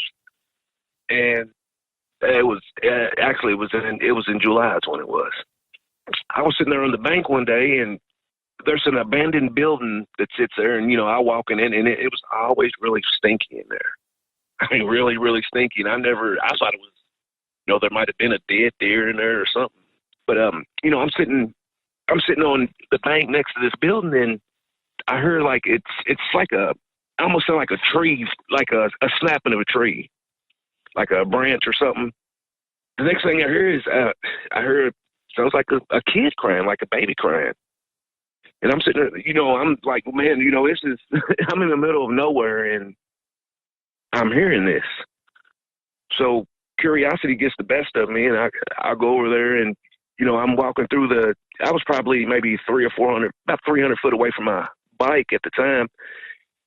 And it's a pretty wooded area, and I get to walking through there, and it keeps getting louder, and when I walked up on it, and when I seen it, I thought it was like maybe a baby bear, a cub that was caught in this tree, but it looked like a big cub. But as I got up on it, I realized that's not what it was. And it turns around and looks at me, and it looked like a kid, like a child, a baby. It looked like a part chimp. And, I'm standing there looking at this, and I'm like, what am I looking at?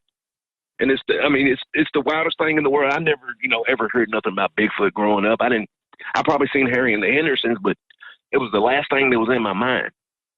I'm sitting there looking at this, and I look, and the creature, the animal, I call them animals, was upside down and had his leg caught like in the Y part of the tree. And it's squalling and going crazy, and it looks at me, and the look on his face, it really wasn't a look of fear. It was a look of pain. I could tell it was in pain. And I'm sitting there thinking, should I try to help this out? I didn't know what it was. Will it hurt me? And so I'm sitting there debating on this, and all of a sudden, the baby, we'll call it the baby stops crying and just stares off, and this whole demeanor on his face changed. Well, I looked to see where he's looking at, and there's another one. Only she's a lot taller.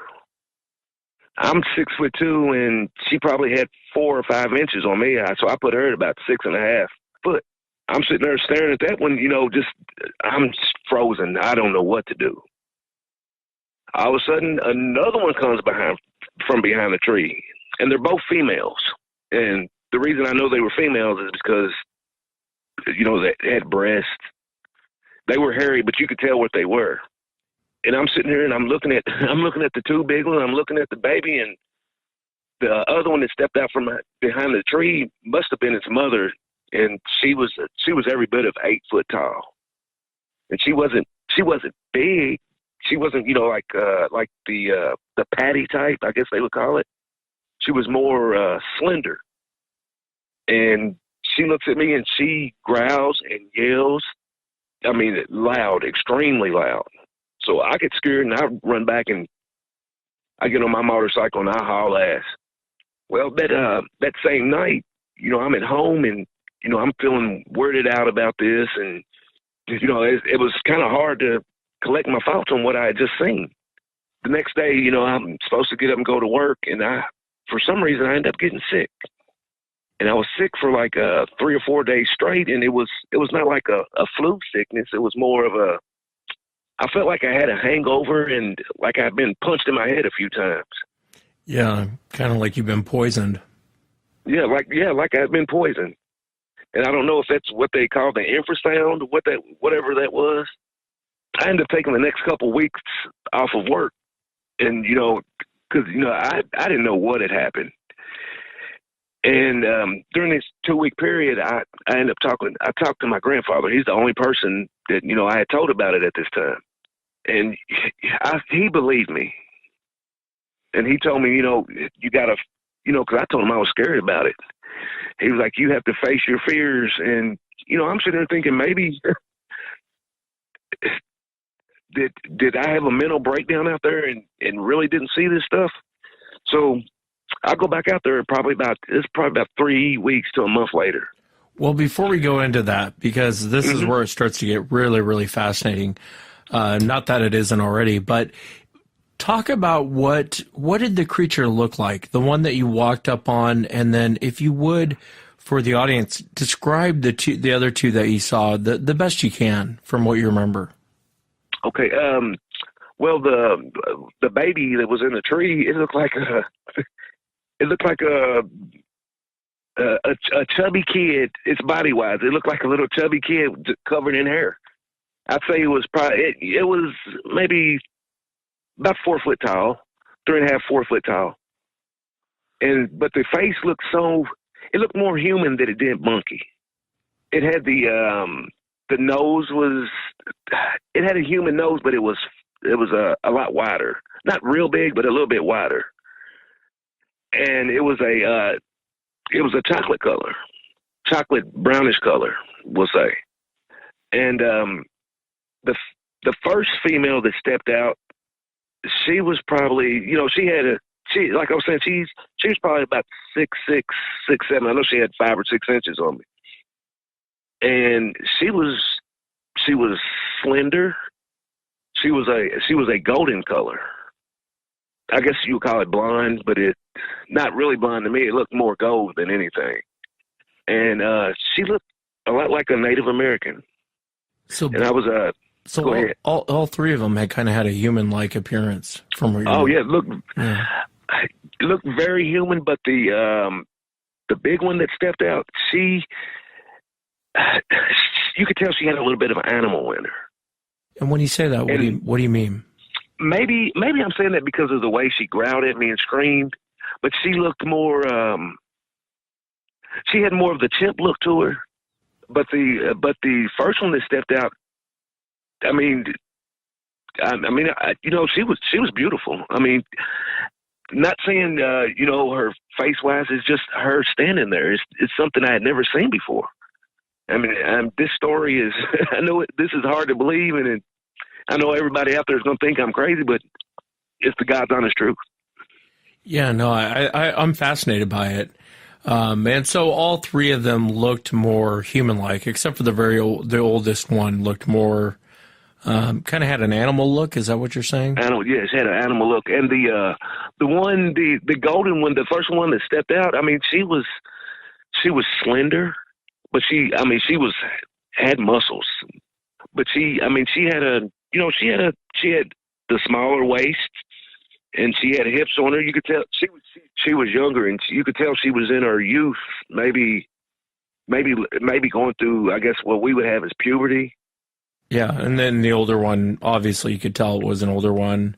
Oh yeah, you could tell she was older one. You could tell she looked a little rough. And let me ask you, what's going through your mind at this point? You leave, you go home, and I can hear it in your voice when you and I talked the other night, and I completely get it. You almost kind of, and it's hard for people to understand this, but when you experience something like this, you almost want to go back. You want to see it again. You want to make sure I wasn't delusional the first time I saw this thing. And so I get completely, but what's going through your mind? I mean, what did you think you just saw? I didn't know. To be honest with you, I had no one I could talk to. I had no internet, and I didn't know what I seen. To be honest with you, I couldn't put it in no category of nothing that I knew. The biggest shock was seeing the baby there. You know what I mean? Yeah. Seeing because it looked, like I said, it looked like a little chubby kid hanging in the tree with a bunch of hair on it. Yeah. And, I wanted to help it, I might not have been able. It looked heavy. It was probably just, it was probably that height, but it was probably just as wide as me. And I'm 6'2", and I weigh probably 215, 220. And when I got home that night, I didn't know what to think. I still was kind of confused. Even after I found out what they were, I was still confused on it because when I seen that, the first time I seen that patty type was the first one that I had actually seen, and I'd seen the movie Harry and the Hendersons, but these didn't look nothing like that. They did, but they didn't. And so you go home, and you're obviously this is on your mind. You take some time off work. I want to come back to you being sick, but before we go into that, so what happens next? You decide to go back out there. Yeah. I went back. I go back out there, and I go back out there, and I'm sitting there on the bank, and trying to collect my thoughts and everything, and it still had that eerie feeling, but a peaceful feeling. And I was thinking, I'm sitting there thinking, did I have a mental breakdown in my head? What has happened to me? At the time, I was going through a lot of stress at the time with, as the first time I'd been married, it was my second kid, and I ended up having a kid with another woman, and with my wife, but I didn't grow up with that like that. I grew up in a single, both parents in my home, and I was going through a lot of stress at the time, and I thought maybe I had a mental break, but as I get out there, you want me to tell you how I met the lady? Yeah, if you would. Okay. So, I go back out there and, I collect all my thoughts and everything. And as I'm going to leave, I think this was, I went out there a couple more times after that. And it was probably on my second or third time going back out there. I'm going to leave, and there's this old lady that is standing out there by my motorcycle. No, I left something out, Wes. The first time I went out there, when I left, when I walked back to my motorcycle, there were 3 rocks, shiny rocks, sitting on my gas tank. And I still have those to this day. I've made necklaces out of them. Yeah, I remember you telling me that. Yeah. And they were gifts from the Sasquatch. I always refer to them as animals, but so it was on my second or third time going back out there. I'm going to leave, and there's this old lady standing by my motorcycle. And I'm like, oh, man, what? She's probably going to jump on me for being, on this land, which I didn't know who it was, an abandoned rock quarry, but I go out there a lot, and I was like, oh, man, here we go. I said, here's another thing. As I'm walking back to my motorcycle, she was like, excuse me? And I'm like, oh, my God, I'm about to get it from this old lady. And I walk up to her, and I'm like, hey, hey, how are you doing? And everything. We said our greetings to each other, and she's like, I want to thank you for helping the baby Hank out. Did you understand that, Hank? Yeah. That's what she referred to him as. That's what she Hank. called him. Yeah, Hank. Called him Hank. Yeah.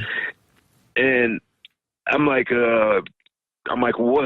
I'm like, what are you talking about? She was like, you helped the baby Hank out. And I'm sitting, I didn't know what she was talking about. And when she was saying it to me, I wasn't thinking about my encounter or nothing. I just thought maybe she was a delusional old lady. Then she explained it to me, and I'm sitting there looking at this, and I'm like, this, I guess, I didn't have a mental breakdown. And, I was like, how would you know about this?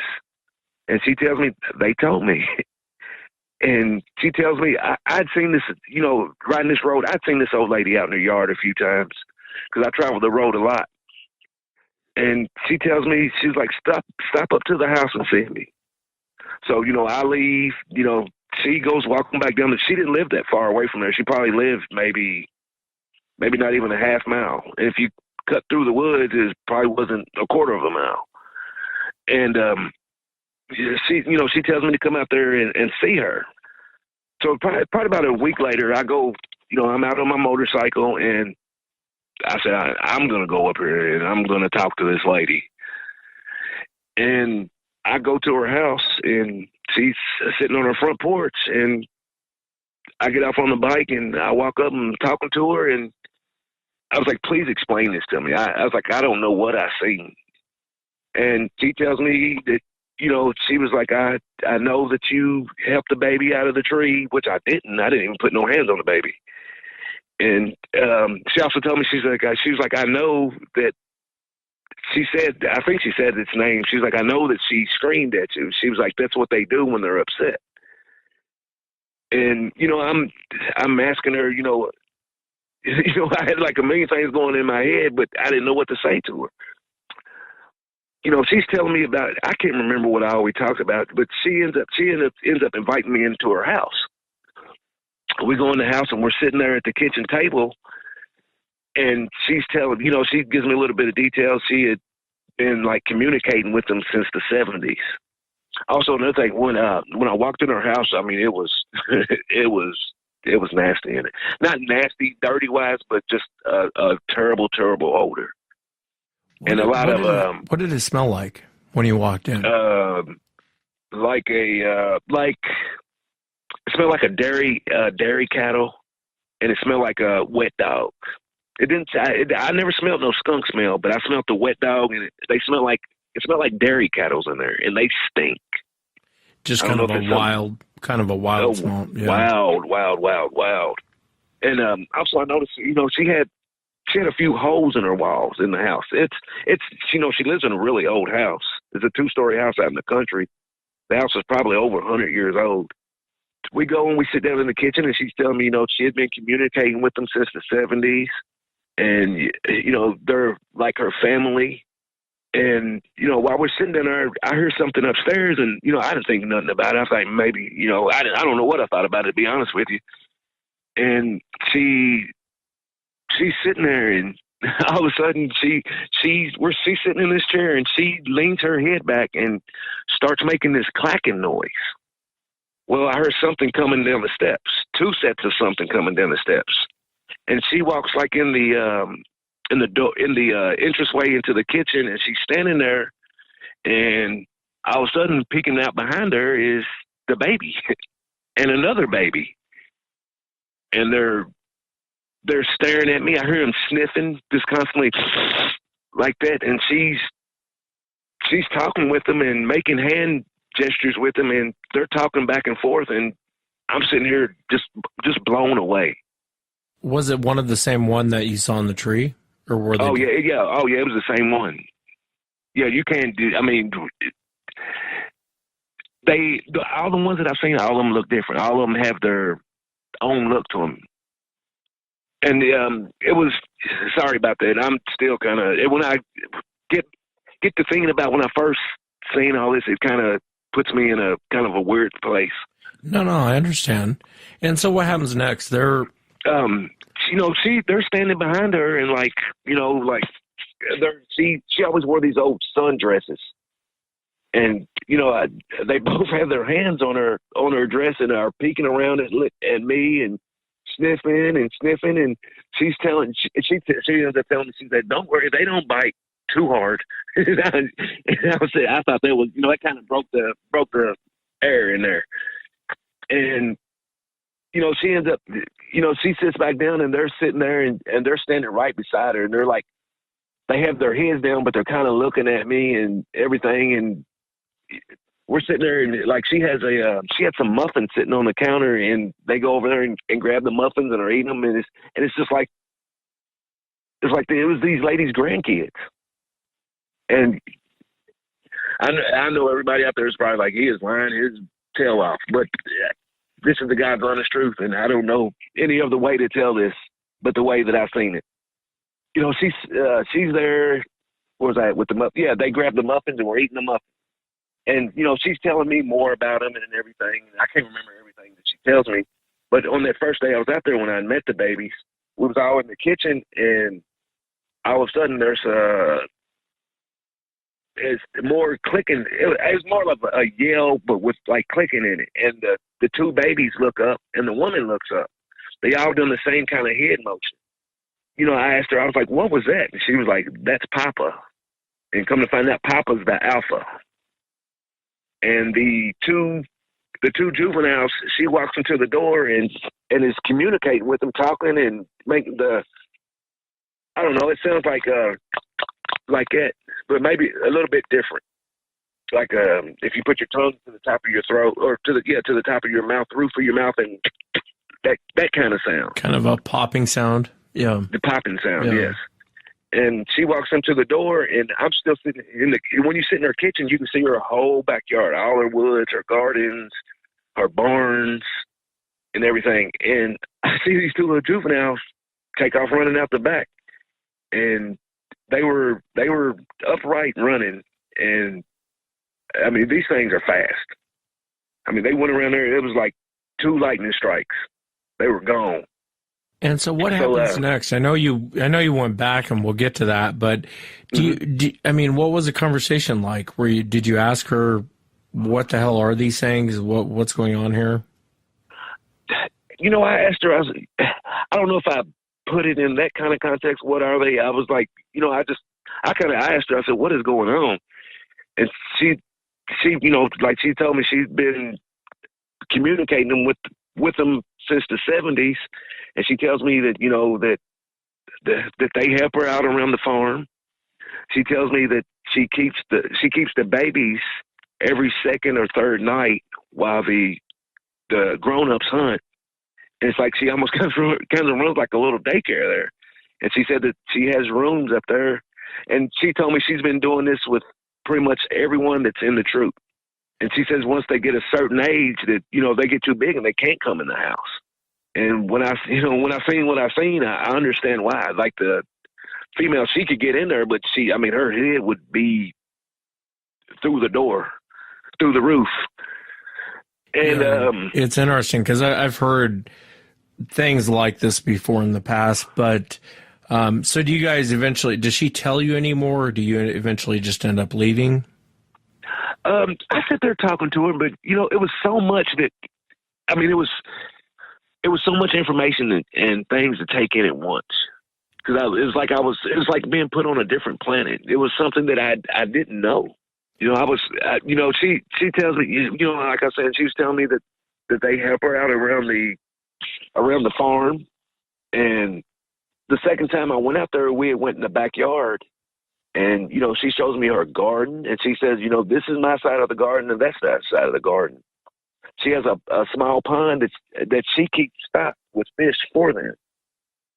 And she had a few horses out there, and I think that she was feeding them the horse food, the horse feed food, whatever you call it, because there was probably 300 or 400 bags of this food laying around, feed laying around. Also, another thing I didn't tell you about when we talked the other day, when I looked in her backyard, she has had when you go in the house, there's an extension cord that's running out the back door with cable wire tied all the way around it. And she has a TV sitting out there for them. Oh, yes. Also, this too. This sounds crazy. I know. I'm sorry, but this is the truth. When I was in there, I noticed a lot of toys. And a lot of the toys were SpongeBob. Well, she has this TV that she kept outside with cable on it. And she says that they all love SpongeBob. And I was out there. It was probably on my third time I went out there, and she had the TV on, and she was like, "Watch this," and she plugs it in, and she was like, "Give it just a minute." And I looked out there, and there was you could see their eyeballs everywhere, little sets of eyes everywhere out there. And I thought that was probably one of the neatest things. That was probably one of the most fascinating things I'd seen.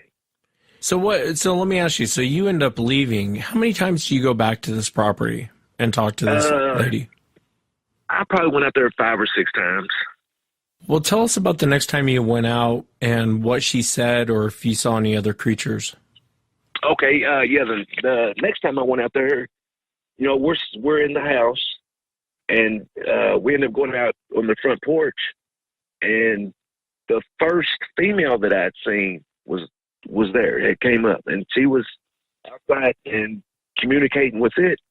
And this is going to sound horrible, I know, but and the thing about it is, I don't want to say the lady's name, but she ends up telling me that this particular animal, Bigfoot, was 8 years old, but she was, 6'6", 6'7". And like I was telling you, she was very, very mature. And while I'm sitting there, I'm looking, I'm staring just like crazy. And, I probably might have stared at her breast way too much. And I know everybody can think, ooh, that's sick, but it is what it is. And yeah. she gave me a very like mean look and a dirty growl. Typical woman. Typical woman. And, they say that they can read minds. And, I wasn't thinking nothing like that. I hope I wasn't. Yeah. If I did, God forgive me. But, she was very attractive. And there's a picture on the internet, and it's old, rare photos of, like, Native Americans. And if you look through there's a picture of a woman that looks very, very similar to her. Well, it sounds odd to the audience, and, obviously for me it sounds odd but having said that, I wasn't there. And Albert Otzman, Albert Otzman, mm-hmm. the Canadian. Yes, I heard his story. Uh-huh. And you and I were talking about this the other night. There's a portion of his story where I think there was more that went on there than what he says. Because he was very attached to the young female, and he even thought about taking the young female away from there. And it makes you stop and go, well, why?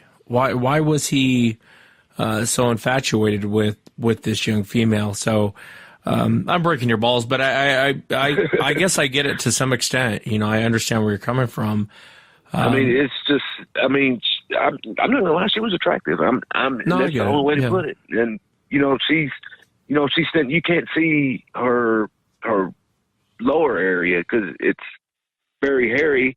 But I mean, she was very tall and muscular, but she had a shape, and she had a hairy little butt. I guess I could say. And she was. I mean, it was fascinating. It was a beautiful specimen, is the way I put it. No, I get it. You can go to the zoo and see a beautiful lion, and it's like, man, that thing is really beautiful. Yeah, of course. So this thing's actually talking to the old woman. When you were there, this one was. So obviously that's where the old woman knew that you had walked up, meant no harm. Obviously they were communicating with her. And I want to come back to this because there's something I want to tell you about it, but I don't want to interrupt the story. So go ahead. So she's talking with this one. What happens next?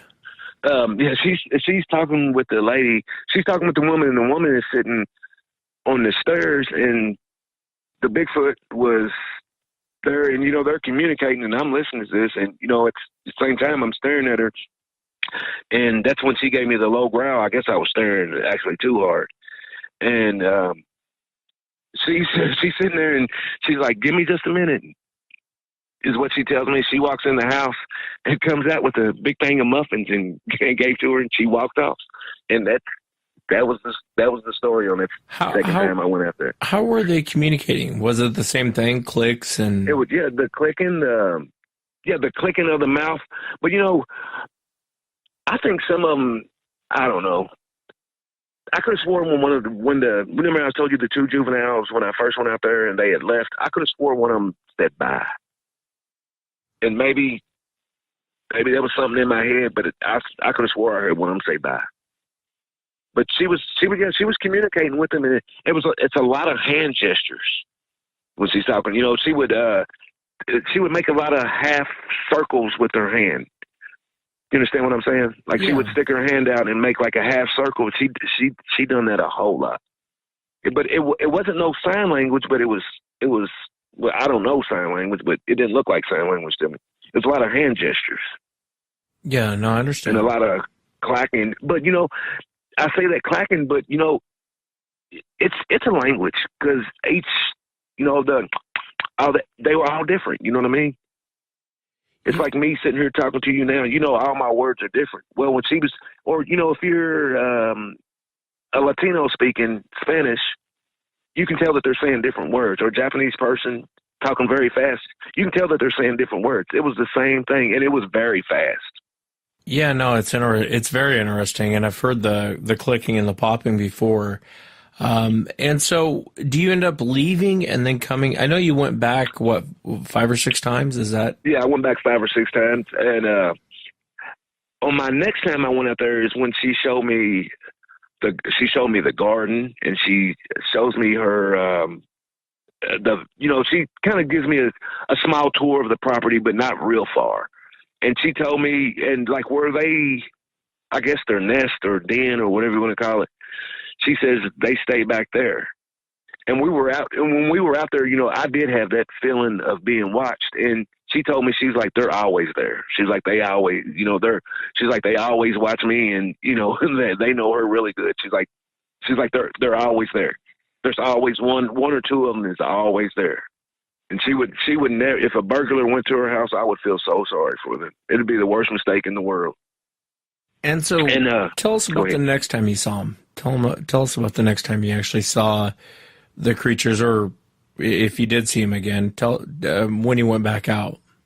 Okay, on the next time I went out, I seen the juveniles, the babies, a lot, because there's a big. I heard people saying juveniles and all that stuff, but the juveniles are big. The juveniles are bigger than we are. I mean, they're way. Like I was telling you, the female that I seen, she was only 8 years old, and she was 6'6", and every bit of probably 300 pounds. But I mean, all mother. I don't think there's an ounce of fat on them. the next time, like I was saying, I'd seen the juveniles, and I was telling you about this. We were sitting at the kitchen table, and there was the two juvenile. I guess there was only two babies there at the time that I was there, because all I'd seen was two babies, and there's always the same two up there, and they were sitting in the floor, and I was looking at their feet, and I noticed, they have a padding on their foot, but they also have a oh man, I don't know how to say it. It's like they have a break in their foot about halfway down. And it's like, it almost looks like their ankles are in the middle of their foot. And I think as they get older, I'm no expert, but I think as they get older, I think maybe their feet grow into them, or they grow into their feet because they're so big. And it looks like they're, I was looking at the 8-year-old, and, I was looking at her, and, her ankle placement was farther back like ours were. But the juveniles weren't? But the juvenile, it's going to sound weird. The story sounds weird. The story sounds strange. The story sounds unbelievable. But, it looked like their ankle was almost in the middle of their foot. And that's the only way that I can explain that. That's very interesting. And I remember I was out there one time, and the lady was telling me, she said that I've never really seen them do it, but she said the two babies, she said they fight a lot, and they fight over toys a lot. And she did say that they do have a really, really bad temper, but they listen to her. Like when she snapped her fingers, they moved, and they kind of pouted around like a kid would do. And I guess they was on good behavior with me there, but she said that they throw temper tantrums. And she says that that they have broke stuff in the house. Did she ever tell you what they were? I think she refers to them as she never said what they were. She referred to them as her neighbors, and I think I'm not in the woman's head, but I think she sees them as a people. And I know a lot of people have bad encounters with them, and I would hate to piss even the 8-year-old off, because she could probably take on 5 men and win. And where was I at? I got lost in thought. So you were going back to the property. Yeah, going back to the property. Yeah, and the babies. Yes, I was telling you about their feet and everything. It was probably like on my 4th time going back out there. I hadn't gotten really close with this lady, but she talked to me a lot. She liked drinking coffee.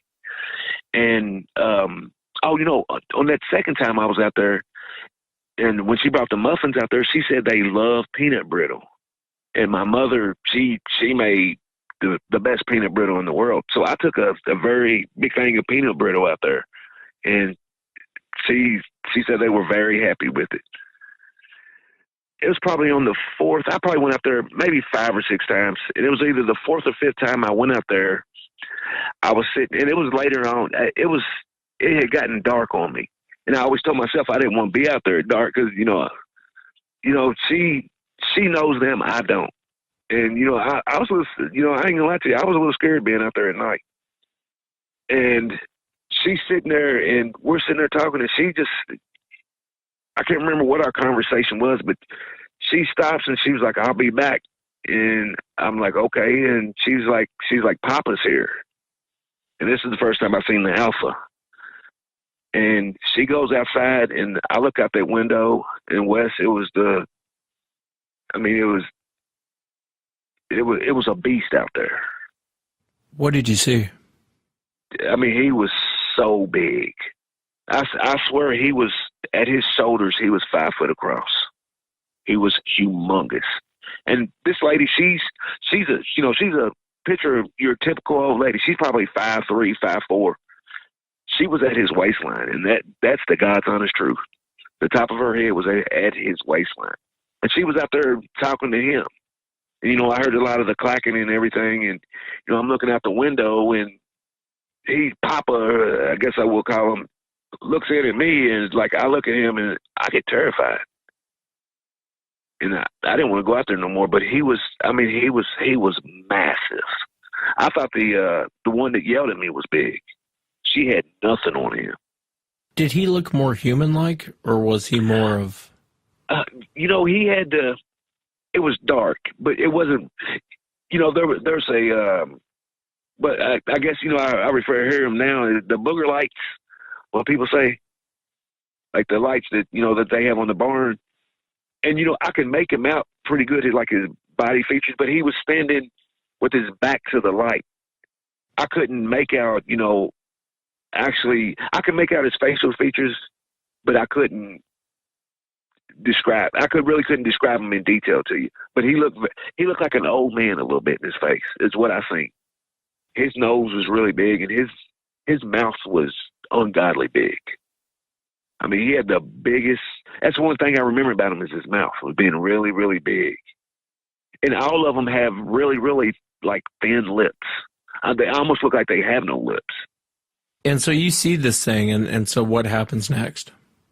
Well, I'm sitting there staring out the window, and she stays out there for like 10 or 15 minutes, and I have no idea what they were talking about, but they were communicating.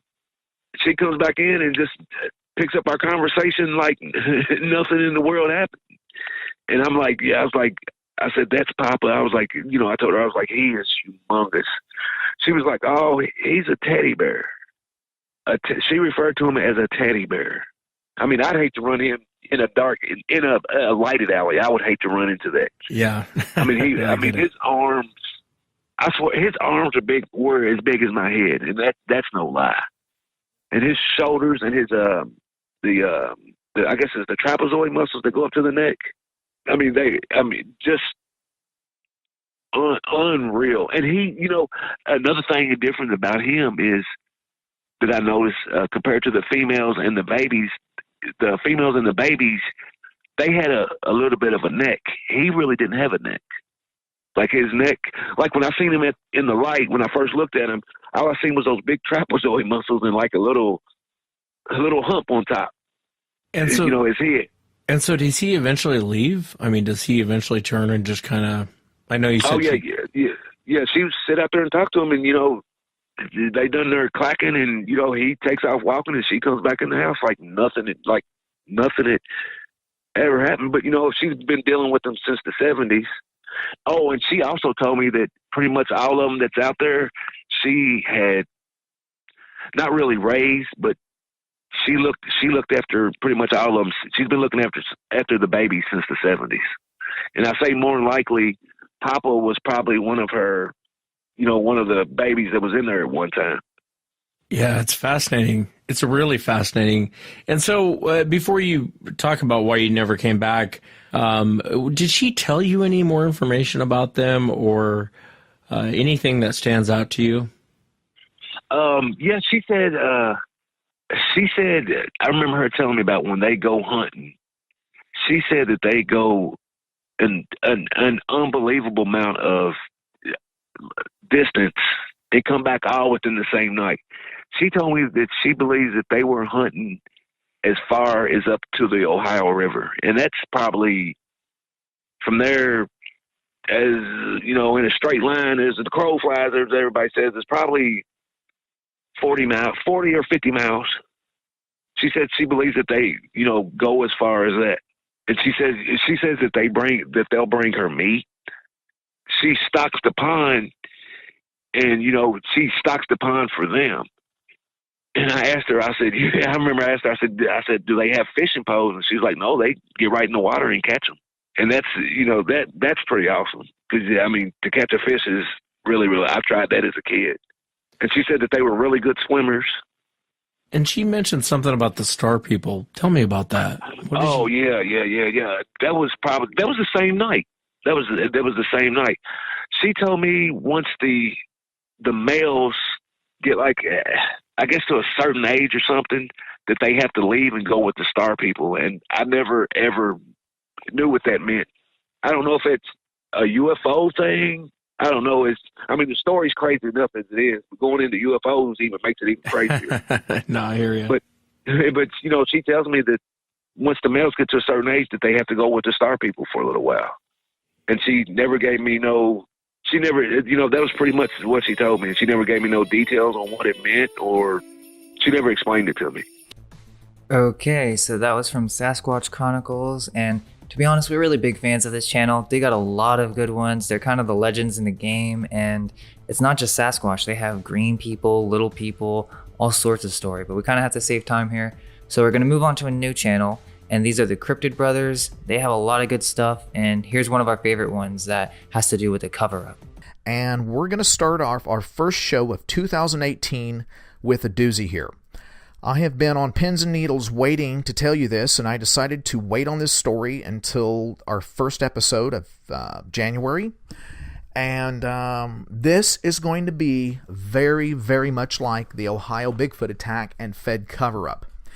This came to me kind of hot off the press, if you will, from a gentleman I was in contact with way before this story ever broke until he found out about it. And I want to thank him right now. I wish I could give his name. He does not want me to give his name. He was going to tell the story himself. But I'll back up here just a little bit and tell you why. This gentleman called me back late last summer and had some interesting things going on in his property. He's in Central Florida. He's in a bedroom community about 17 miles from a very, very small town in Florida. And the bedroom community, when I say that, it's really only about 4 or 5 neighbors. That's it in his neighborhood. So it is tiny. It is very beautiful where he lives in Central Florida. But everything is relatively quiet. You know, nothing ever goes on. But over the last year, he's lived there a few years, and nothing's ever happened. Nothing strange has occurred. Just normal life, if you will. And everybody just taking care of their families and working, etc. And probably at the summer, he said, Lance, he called in the toll-free number and he said, there's been some strange things going on. I've got things hitting my trailer. I'm finding some weird footprints. I've had pine cones being thrown at the house late at night. He didn't have any window coverings on the windows, and he decided to cover the windows up one night, and then he had a rock thrown through his patio door, and it busted the glass, and there's nobody out there. He said, Lance, I don't know what else it could be. He goes, it could be some kids. He goes, but we're so far out. We're 17 miles out in the country. The likelihood of that happening is very unlikely. He said, we're getting some weird sounds. He said, I put up some motion light detectors on the corner and things have settled down. He came out the next day after putting the motion light up on a corner and it was turned up. And so he surmised it. He's got some Bigfoot activity. And he really didn't share so much of that with some of the neighbors, but he kind of got a feel here and there when to talk to them about it. And his neighbor across the street, just about 50, 60 yards across the street from him, she really doesn't believe in that. She ranks Bigfoot up there with the Easter Bunny. And her and her husband are retired. And so she says, oh, that's a bunch of hocus pocus. So he didn't share any more. But this gentleman, and I'll just call him my source since he didn't want to give his name, he basically said that he sent me some audio. He sent me pictures. And the audio he sent me was amazing. He sent me some audio that was actually from another neighbor about 3/4 of a mile away from where he lives. And it is about 7 minutes of howling of a Bigfoot, of wailing. It's incredible. It really is. And it was about 15 minutes of this, he said, that was going on. And in the transfer of the information to me, we lost about 8 minutes of it, he said. And so he was only able to give me 7 minutes of this 15-minute ongoing wailing and howling. It's just incredible. And we're actually going to have that sound on the intro of our website every time. But so we stayed in communication. He gave me these sounds, which I really appreciated. And he always would call, see how I'm doing. I would call him to see how he's doing and with what's going on. And he basically had some questions regarding episode 24 of the cousins that were attacked in the cover-up. And, I would talk to him about some things and why. And so he was kind of aware of a lot of things. And as he was asking questions and becoming self-enthused and listening to the websites and some of these YouTube radio shows. So that's kind of how we became to know each other.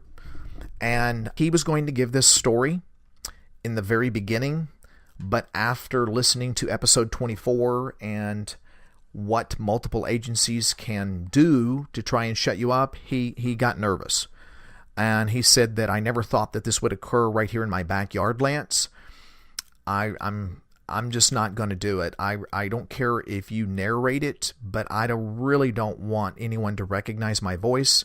We're only 4 to 5 neighbors here in this bedroom community, and I just don't want anybody to recognize and mess with me. I'm retired, and my wife and I, we just want to be left alone and in peace. And I said, I understand. I respect that. So, but I can still tell this story. He said, yes, absolutely. So I tape recorded the conversation so I wouldn't lose any minute detail in this story. So this is what we're going to talk about right now. This occurred December 10th is when this story started occurring. So we have a Florida mother that killed a Bigfoot with multiple agency cover-up. And again, this is going to very much reminisce like episode 24, the Ohio Bigfoot attack and cover-up, except in this case, a Bigfoot was killed. And I appreciate this gentleman, again, I'm going to call him my source, for going to the links that he did and seeing some of the things that he saw. He kind of put himself in a little bit of jeopardy. He did not do it for me. He did it. He's a man that's very curious. He has a background in the military, and he's just passionate about helping people. So thank you very, very much for passing the story on. I've waited with bated breath trying to get this out here to you guys. So here we go. So what happened, this occurred late Sunday night about 11:30 p.m. on December 10th of 2017, this past year. My source has a neighbor across the street, again, the disbeliever, and she was out looking for her dog late at night. It wasn't coming in. She normally brings the dog in. So she had a flashlight, and she was walking around just the front of her yard, and she heard some heavy breathing. She turned, and with the light, and as she turned, she saw her light shone upon a creature, very large creature, just about 30 to 40 feet away, that was standing behind a sign that wasn't too far from her front yard. And this sign was about 3 foot off the ground, and at the height of the sign is about 5 feet, and the width of this sign is about 4 feet wide. So she saw this thing had a hand underneath the sign and was kind of gripping it, and the other hand was kind of on top of the sign. Well, she freaked. She saw this thing, and she ran back in the house, and she was telling her husband, who can't hear very well, and so he was just saying, they were arguing, basically. You didn't see anything. You saw a bear. She said, the hell I did. I know what I saw. You just need to, hear what I'm telling you. So basically, she called my source, her neighbor across the street, and she said, come quickly, and bring a gun. So he knew something was up. So he got a gun, he ran across the street, and the neighbor began to tell my source what she had seen in trying to find her dog. And he said, She said, I'm sorry, I doubted you. I didn't think these things were real. I saw it. And he goes, it's okay, just calm down. So she calmed down a little bit, and he said, let's go find your dog. So there was a shed out back of her house, and they looked in the shed, and in the shed there was a workbench, and under the workbench was that dog. He was way back in the corner. So he wouldn't come out, so my source grabbed the collar of this dog and pulled it out. Reluctantly, the dog finally came out. They brought the dog in the neighbor's house, and she was still kind of frantic. The husband was arguing with his wife. You didn't see anything but a damn bear. And she said, I did not. And so they were going back and forth. And so my source was trying to calm both of them down. And finally, after a while, they calmed down. Well, he was going to see himself out the door, and she was walking him out the door about 12:45 a.m. And as they were walking out the door, a sheriff's car sped past with lights on. And then a Florida game warden car, or an SUV truck, sped past as well with lights on. And they saw that they were down at the end they went down to the end of the street about 150 yards to a neighbor's house that just moved in. We'll call them the new neighbor. They moved in about 4 months ago. It was a single mother with 3 girls. And that these 2 cars with lights on went down, and my source and his neighbor from across the street looked at each other and said, let's go down and see what's going on. So as they were walking out her door and opening her gate to go down the street, 2 more cars went by. A sheriff SUV car with lights on and a Florida game warden, another truck went by. So now there's 4 cars down there with lights on. So as they were walking down to the new neighbor's house, my source said as he approached one of the sheriff's cars, he saw the mother. He recognized the mother, and she was in the back seat, and she was handcuffed. And he's thinking to himself, what the hell's going on? So he walked up. He saw a game warden on the porch talking to the girls, or one of the middle girls. And so he approached the game warden and with his neighbor, and he said, excuse me, sir, what's going on here? He goes, and the game warden said, who are you? He said, well, we're the neighbors down the street, and nothing ever goes on like this around here. So what's going on, if I may ask? He said, well, this mother discharged a firearm unlawfully and shot a bear. And he said, really? About that time, that middle-aged girl that was in grade school said, no, mommy shot a monster. Mommy shot a monster. And the game warden looked down at her and he said, you need to go inside the house with your sisters. So my source and his neighbor from across the street both looked at each other, kind of, So the game warden said, there's nothing to see here, sir. You need to go back home. So they turned away, walked back to their homes. And my source saw his neighbor off at her house, and he walked back across the street to his. After about 10 minutes or so, he waited, and the 4 of the cars, the 2 game warden trucks and the 2 sheriff SUV cars drove past, and there was nobody there at the new neighbor's place. But he knew that the girls were still there, so he walked back down the street, knocked on the door, and basically said, girls, I'm sure you're shook up.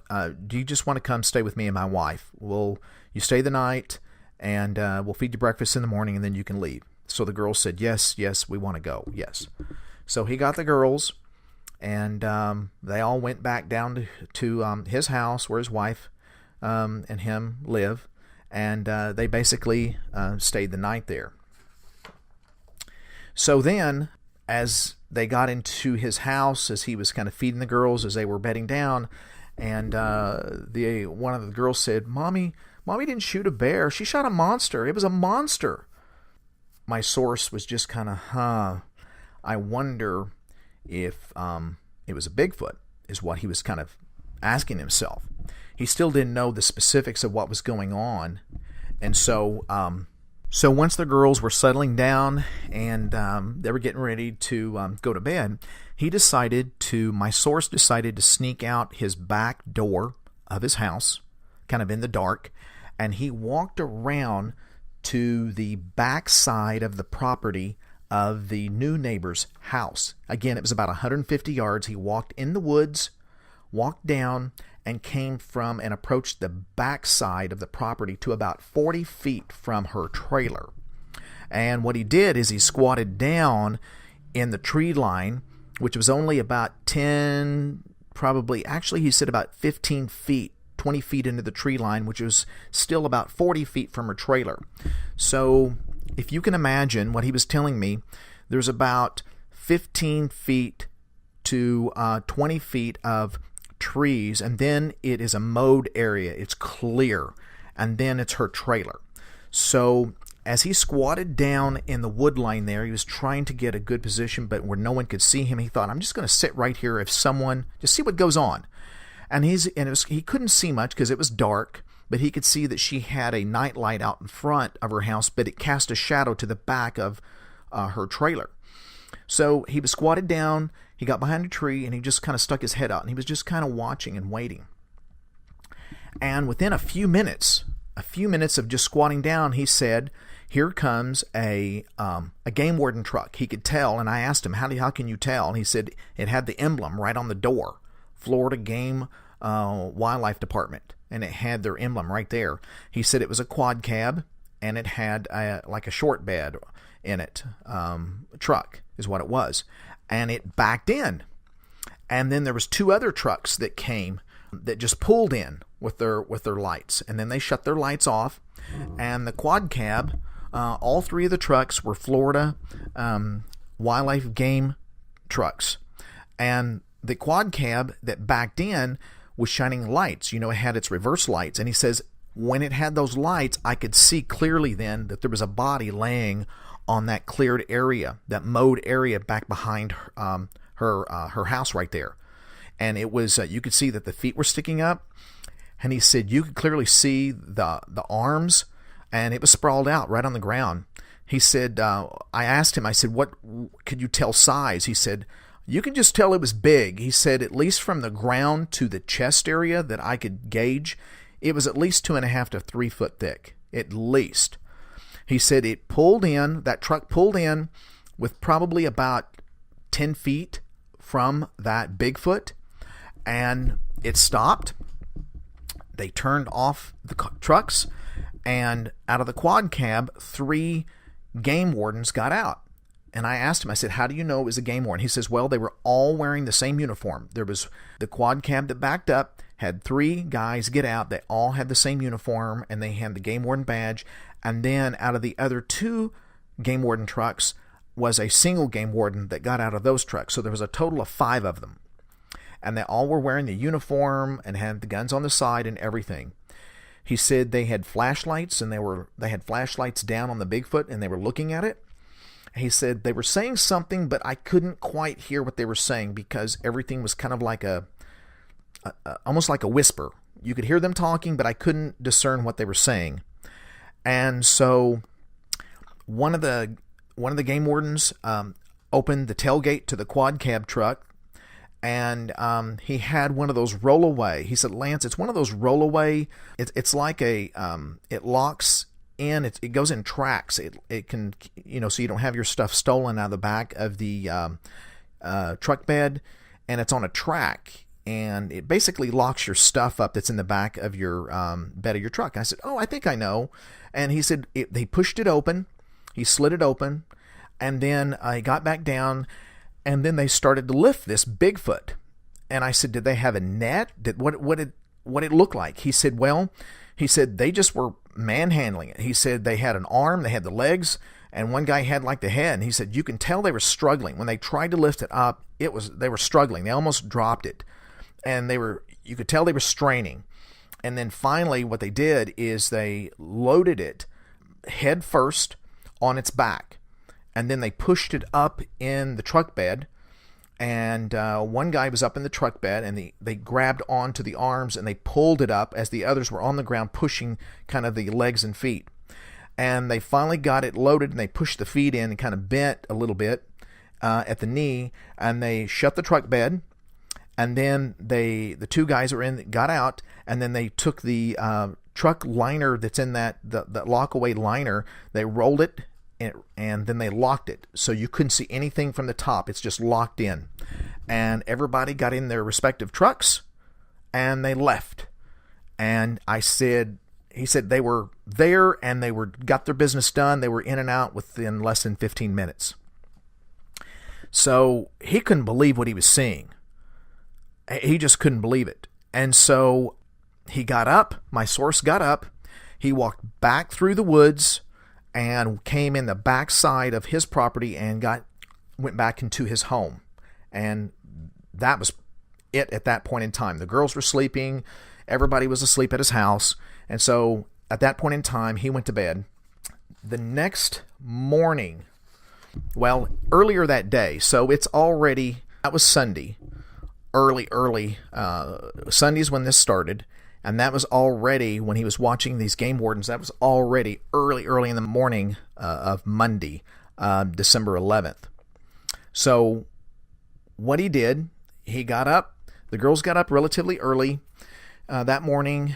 2 of the girls had to go to school. School was still in session, and so he fed them, and the girls walked over to their place to get ready for school, and the oldest was helping the sisters.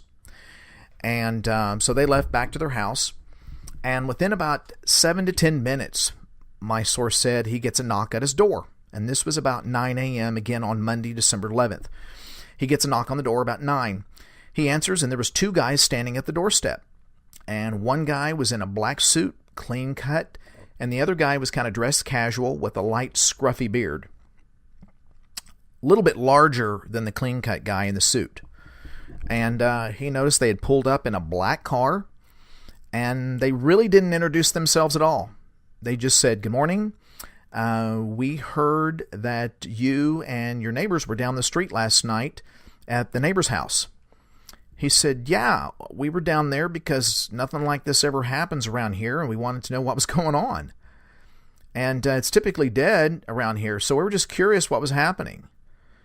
So this, we'll call this guy the Men in Black guy, because he was kind of in a black car and he was in a black suit.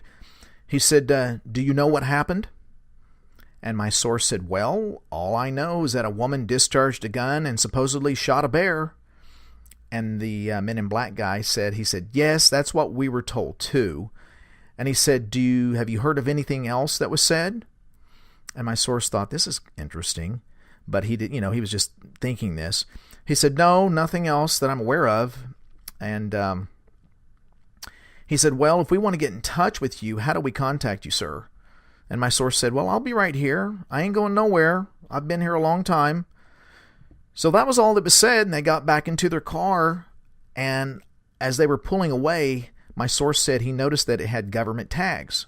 And then they just left, and they didn't go to anyone's home. They were just at his home that they noticed, and they left down the street.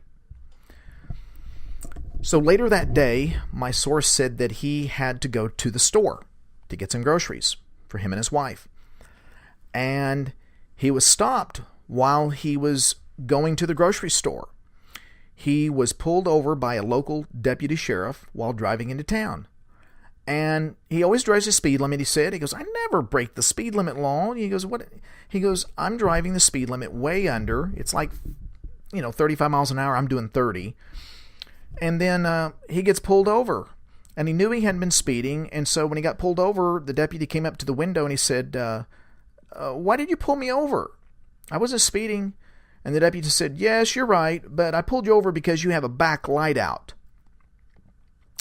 And so my source got and walked around the back of his car and he said, "Where? I don't have any lights out." He's thinking tail lights. He said, "Both of my tail lights work." He said, "No." The deputy said, "Right there. You have a light out over your license plate." Well, there was 2 little bulbs that light up the license plate. One was on and one was out. And my source said, "That's a tiny light bulb.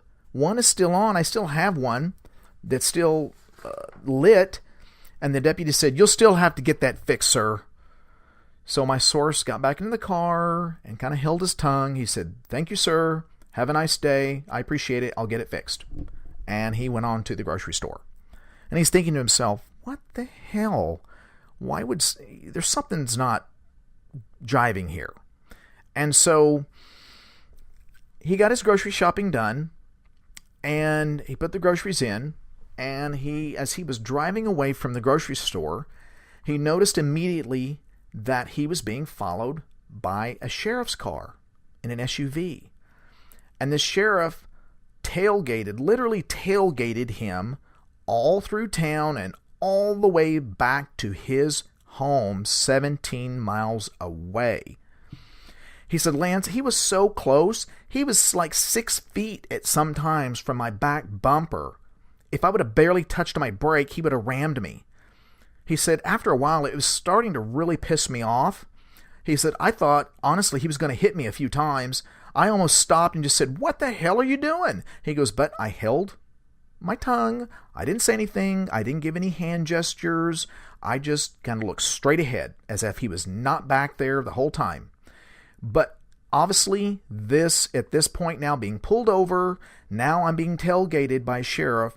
This has got to be some type of intimidation tactic or something. I don't know what they're up to. They must think I know something that I'm not supposed to. I don't know, but this is absurd. So they must think I know something. So they this deputy sheriff tailgated me, he said, all the way to my house. I pulled into my drive, and then he just kept going straight. He never stopped. He just kept going straight and kept going on. Never said anything, just kept going straight.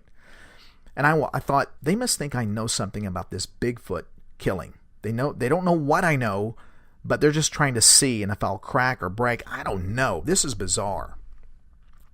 So this sheriff's car went straight on, never pulled away. So that was Monday, December 11th. Now Tuesday, December 12th. And again, my source was just telling me day by day what was going on. He had called me and said, Lance, you got it. This is what happened yesterday. Lance, this is what happened again later today. So I was documenting all this as he was calling me. So this is Tuesday, December 12th, 2017. He said, it's morning time. It's about 9:30. And my source had a knock at the door. And he opened the door, and there were two guys, different guys, than the day before that knocked on his door that had government tags. And these two guys were driving a black Lincoln-like car, like some type of Crown Victoria or Lincoln, and it too had government tags. Now these guys were different. They were both pretty clean cut, about the same height, average height. They were not in suits.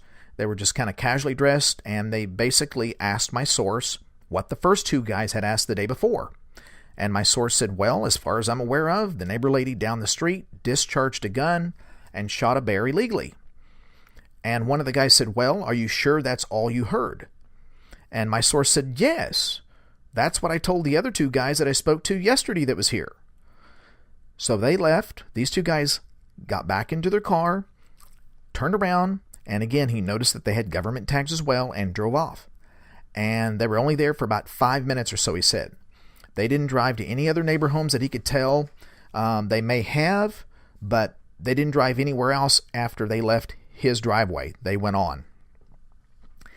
And he told me, when I asked him, I said, what do you think they're there? And he says, well, I think they're visiting me twice because they knew that the girls stayed the night with him and his wife, and they were trying to see how much information that the girls divulged to him about what had occurred about their mother shooting a Bigfoot. I'm sure that's what it was. And I concurred after, discussing this with him. So he said later that day in the afternoon, my source got a call from a neighbor, a buddy of his, and we'll call his neighbor, Neighbor 1.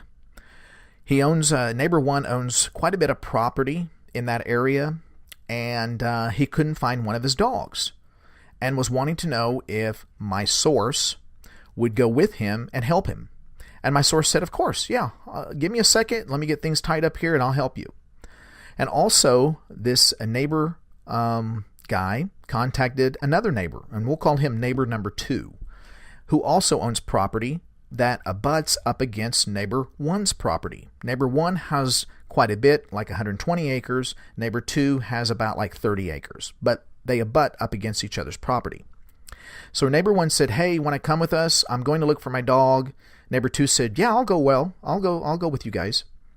So my source also knew neighbor 1 didn't have a gun, so he brought a gun for him, and he had a gun. So, he says, anytime you go anywhere, everybody needs to carry a gun. So he said, we went.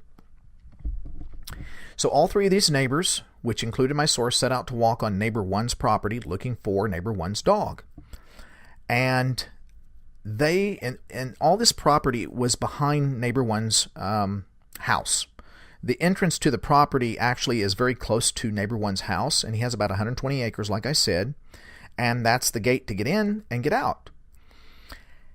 My source said no sooner had they begun to walk onto the neighbor's woods, only about 50 to 60 yards in the woods as they were walking, and they heard something at first, and then they turned and they saw, all three of them saw military soldiers with firearms walking slowly in neighbor 1's woods.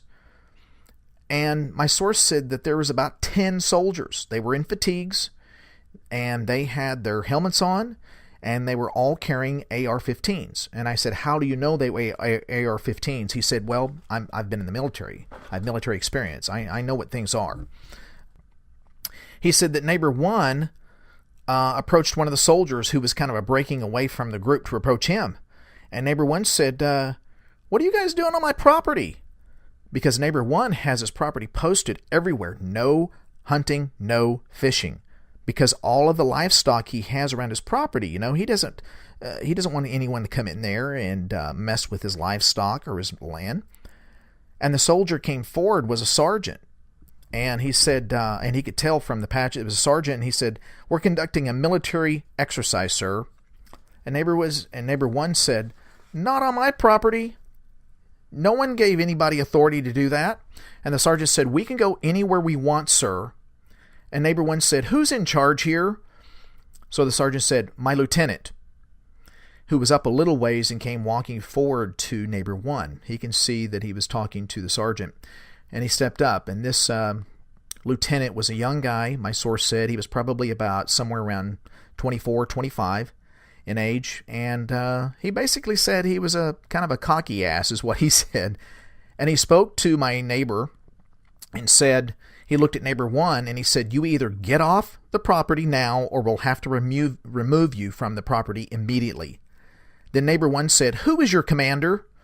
And the lieutenant didn't say a word. He said, "We will remove you if you do not leave now, sir." Now, what was very interesting, my source said, is that while they were talking to this military personnel, standing there about 50 or 60 feet into neighbor one's wood line, some of the military, there was a military-like helicopter flying overhead and through neighbor one's woods. He states that it was like a two-seater type of small helo that was all black with the open doors, and that there were no numbers or letters, no identification on the side of this helicopter, but it had a large black dome under the belly of the helo. And my source said it reminded him back when he was in the military like a heat-seeking or thermal detection device. It's like a big bulb mounted on the bottom, and it too was kind of like a tinted black. He said, "I'm sure of it. I'm sure that it was some type of a thermal device, heat-seeking device. With my military experience, that's what we used to have too." And he said they were flying all over the property when they were talking to this sergeant and lieutenant. So they agreed that the military was in some type of operation of locating, eliminating, and extracting any remaining Bigfoots in the area on neighbor one's property. And that my source said to neighbor one, he said, "Let's just go. Let's just go. I'll tell you about what's going on." So they left, walking back to neighbor one's home, and neighbor one said, "I don't know how the hell they got onto my property when the main entrance is right by my house." And my source said, "I guarantee you that they're coming in somewhere on the back side of the property through that abandoned state park area. Behind neighbor one and behind partly of neighbor two's property is an abandoned state park that's been fenced in and gated in. It's absolutely off to the public. There's nobody going in. It's been closed off to the public for a long time," my source says. He said, "I bet you they're coming through your property through that abandoned state park, through the back way or something." So when they got up back to neighbor one's house, my source asked neighbor two if he could walk to the back of his property to take a closer look and see if he could see anything fishy, what was going on. And neighbor two said, "Sure." So my source took off slowly, walking carefully, staying out of the line of sight, walking near a high dirt embankment, which was about, he said, around 18 feet in height, while being concealed in the swamp weeds. He said that he walked all the way to the far east end of neighbor two's property, as far away as to not be seen by anyone, if there was anyone back there. On top of this 8-foot embankment, he said that there was a wooden fence with about 4x4 posts and 1x6s across the top, and it was white. As soon as he reached the back end of neighbor two's property, he waited for about, he said, 20 to 30 minutes by laying down in the weeds and just kind of waiting. And no sooner than about that 20 to 30 minutes, and there was 2 vehicles that pulled through a fenced gate from the abandoned state park, which adjoined neighbor one's property. One vehicle was a black Econo van, he said, with not many windows, but it did have some small windows in the back that were tinted. But the window where the driver and passenger was at was not tinted. and the other vehicle that followed was a black SUV with dark tinted windows all the way around. So my source knew, he said, he goes, this is where they're coming into neighbor one's property right here. I knew it. Then he went back to call neighbor one and where they had come in at. And as he was speaking to neighbor one over the land phone, they both agreed to hang up and talk over their cell phones instead. So my source said they discussed that if anybody could be listening on their landlines, it would be more challenging and they thought difficult to do cell phones. So they hung up and they called back and spoke on their cell phones to discuss the matter, what was going on the back of neighbor one's property. And so that ended Tuesday, December 12th events. So Wednesday, December 13th, 2017, my source gets a call from neighbor 2 and said that late last night that it sounded like a war zone at the back of his property. My source said that he didn't hear anything, probably because he can't hear much when the doors and the windows are shut. And he also asked neighbor 1 if he had heard anything, and he said no. But he thought that very, very strange that he heard all these guns going off late at night. Pow, pow, pow, pow, pow, pow, pow, pow. And so later, my source said that later that morning, he saw the oldest daughter walking down the road taking her little sisters to the bus stop. And my source asked the daughter, he decided to go down there. He said, how's everything going, hon? And the girl said, I don't want to talk about it. My mother said that I'm not supposed to talk about what happened. My source said, okay, no problem. I understand, but how's your mother doing? And the daughter said, she's doing okay. She's home sleeping right now.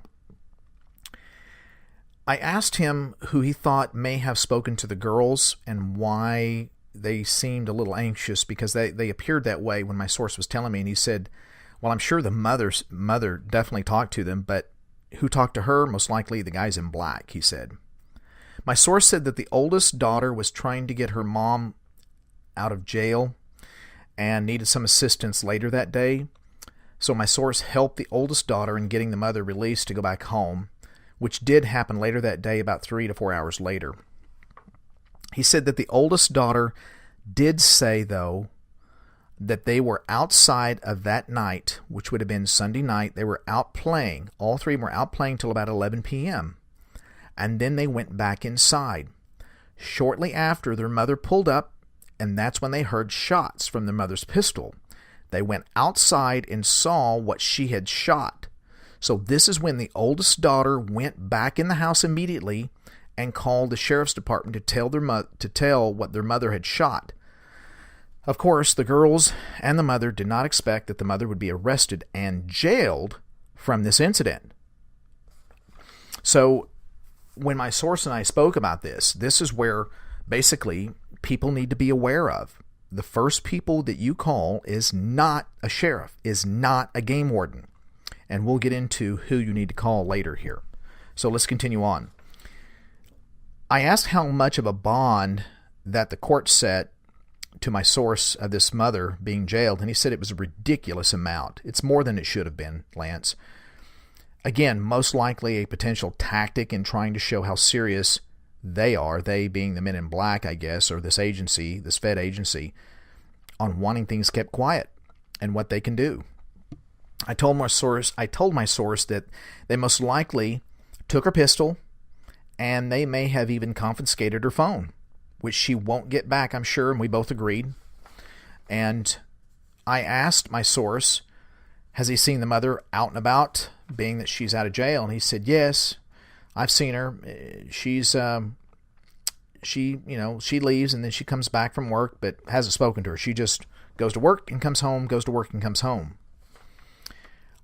Also, later that same day, my source had gone into town later, and so he decided to, before he was going to drive into town, he decided to drive down by the new neighbor, the mother that shot the Bigfoot, to go, there's a loop down there. So he decided to go past her house and loop around, then go back as he was going into town, just to see anything going on at her place, or, just to kind of see what's going on. And so as he drove down the street to the new neighbor's house, as he was driving past the house, just before he did a U-turn, as he drove past, he noticed that in the back of her trailer, there was a black SUV with government plates right there because they were pulled in and he could easily see the plates. And that there was two men near the back door of her place. One of the guys had a rake, and where the dead Bigfoot was found dead and where he was not too far away in the woods. We both believe that they were there picking up any remaining evidence of dried blood, collecting any tissue specimens from the shooting, and erasing any evidence or tracks, basically wiping the area clean of any evidence of what transpired during the early hours of that previous Monday. So it was kind of crazy when he told me. I just couldn't believe it, but I could believe it. So they were basically wiping the area clean, checking for any blood smears on the trailer, any evidence, collecting everything, so as if nothing ever occurred. So Thursday came, December 14th. My source contacted me and he said, Lance, there's nothing going on today. Everything seems to be just like it was prior to everything just going crazy on Sunday. He said everything is quiet. There's no black SUVs. There's no one knocking on doors. There's no military. There's nothing. There's no helicopters. It's just quiet now. So we spent hours and hours talking about this and reviewing what happened and why. So in listening to this, I basically said, this is exactly what happened during the Ohio Bigfoot. He said, yeah, I can't believe this, Lance. He said, I never thought in a million years it would occur something like that here. And I said, well, you never know where and you never know when. I said, but the problem that people have is when they contact people of authority thinking they're going to help them. And what happens is they end up being crucified. They end up being sent to jail, ridiculed, embarrassed, threatened, and they did nothing wrong. They thought they were doing something right by contacting the quote-unquote appropriate officials. So after all this, and in speaking to my source, and we still talk on a weekly basis, I thought about this and said, what can anyone learn from this Bigfoot shooting? This obvious local law enforcement, wildlife department, federal department, and military cover-up involving 4 different agencies. This is crazy. There's people that know out there, but they want to cover things up. Why? Well, I think it's quite simple. I think that they want to cover it up because they're afraid it would cause mass panic, and I can see that. I think they want to cover it up because you can have loss of dollars. I think that's the primary loss of revenue. Again, we spoke about this on episode 24, and I've heard this said on Sasquatch Chronicles and Bigfoot Outlaws and Brent and Son show, that can you imagine the billions of dollars that would be lost from people not camping, hunting, hiking, boating, fishing, on and on and on, if there was a relic hominoid creature among the woods, and how people would not go, and then you'd have people go with pitchforks? I mean, there would be such a variety of people that would stay away from the woods and those that would go into the woods. You would have people from PETA wanting to say everything is protected then across the United States. Nothing, you can't hunt anywhere if these things are out there. So it would cause a mass chaotic Pandora's box, if you will, of lost revenue, of so many federal laws, wildlife laws. I mean, the list goes on and on and on and on of potential. There's a really good book out there that I just started. It's been out there for a long time. My brother Bill started getting me on it, and it goes through some scenarios out there. It's called Enoch by Autumn Williams. Very good book. I would read that because in the very beginning, she goes through a potential scenario that I think it could be quite true on what could happen on something like that. So I want to say here in closing just a little bit is, first, if you ever shoot down or kill a Bigfoot or a dogman, or become injured from a Bigfoot or dogman attack, what should you do? Well, first of all, you shouldn't call any law enforcement authorities. Not unless you have a dire emergency, health-related, your life is in jeopardy, or others that are seriously injured. Honestly, if So what does that constitute? Well, that's going to be on a person-to-person basis here, but if your life's not in jeopardy and you've, and this is just my opinion, if you were pushed or you have a laceration and you're going to make it, then you really shouldn't, or I wouldn't call the authorities. Why? Because the people who you think, again, that are going to help you, that are going to be the very ones who, as I said before, crucify you and sending you to jail. They will intimidate you, they will coerce you, and tell you to keep your trap shut. Plain and simple.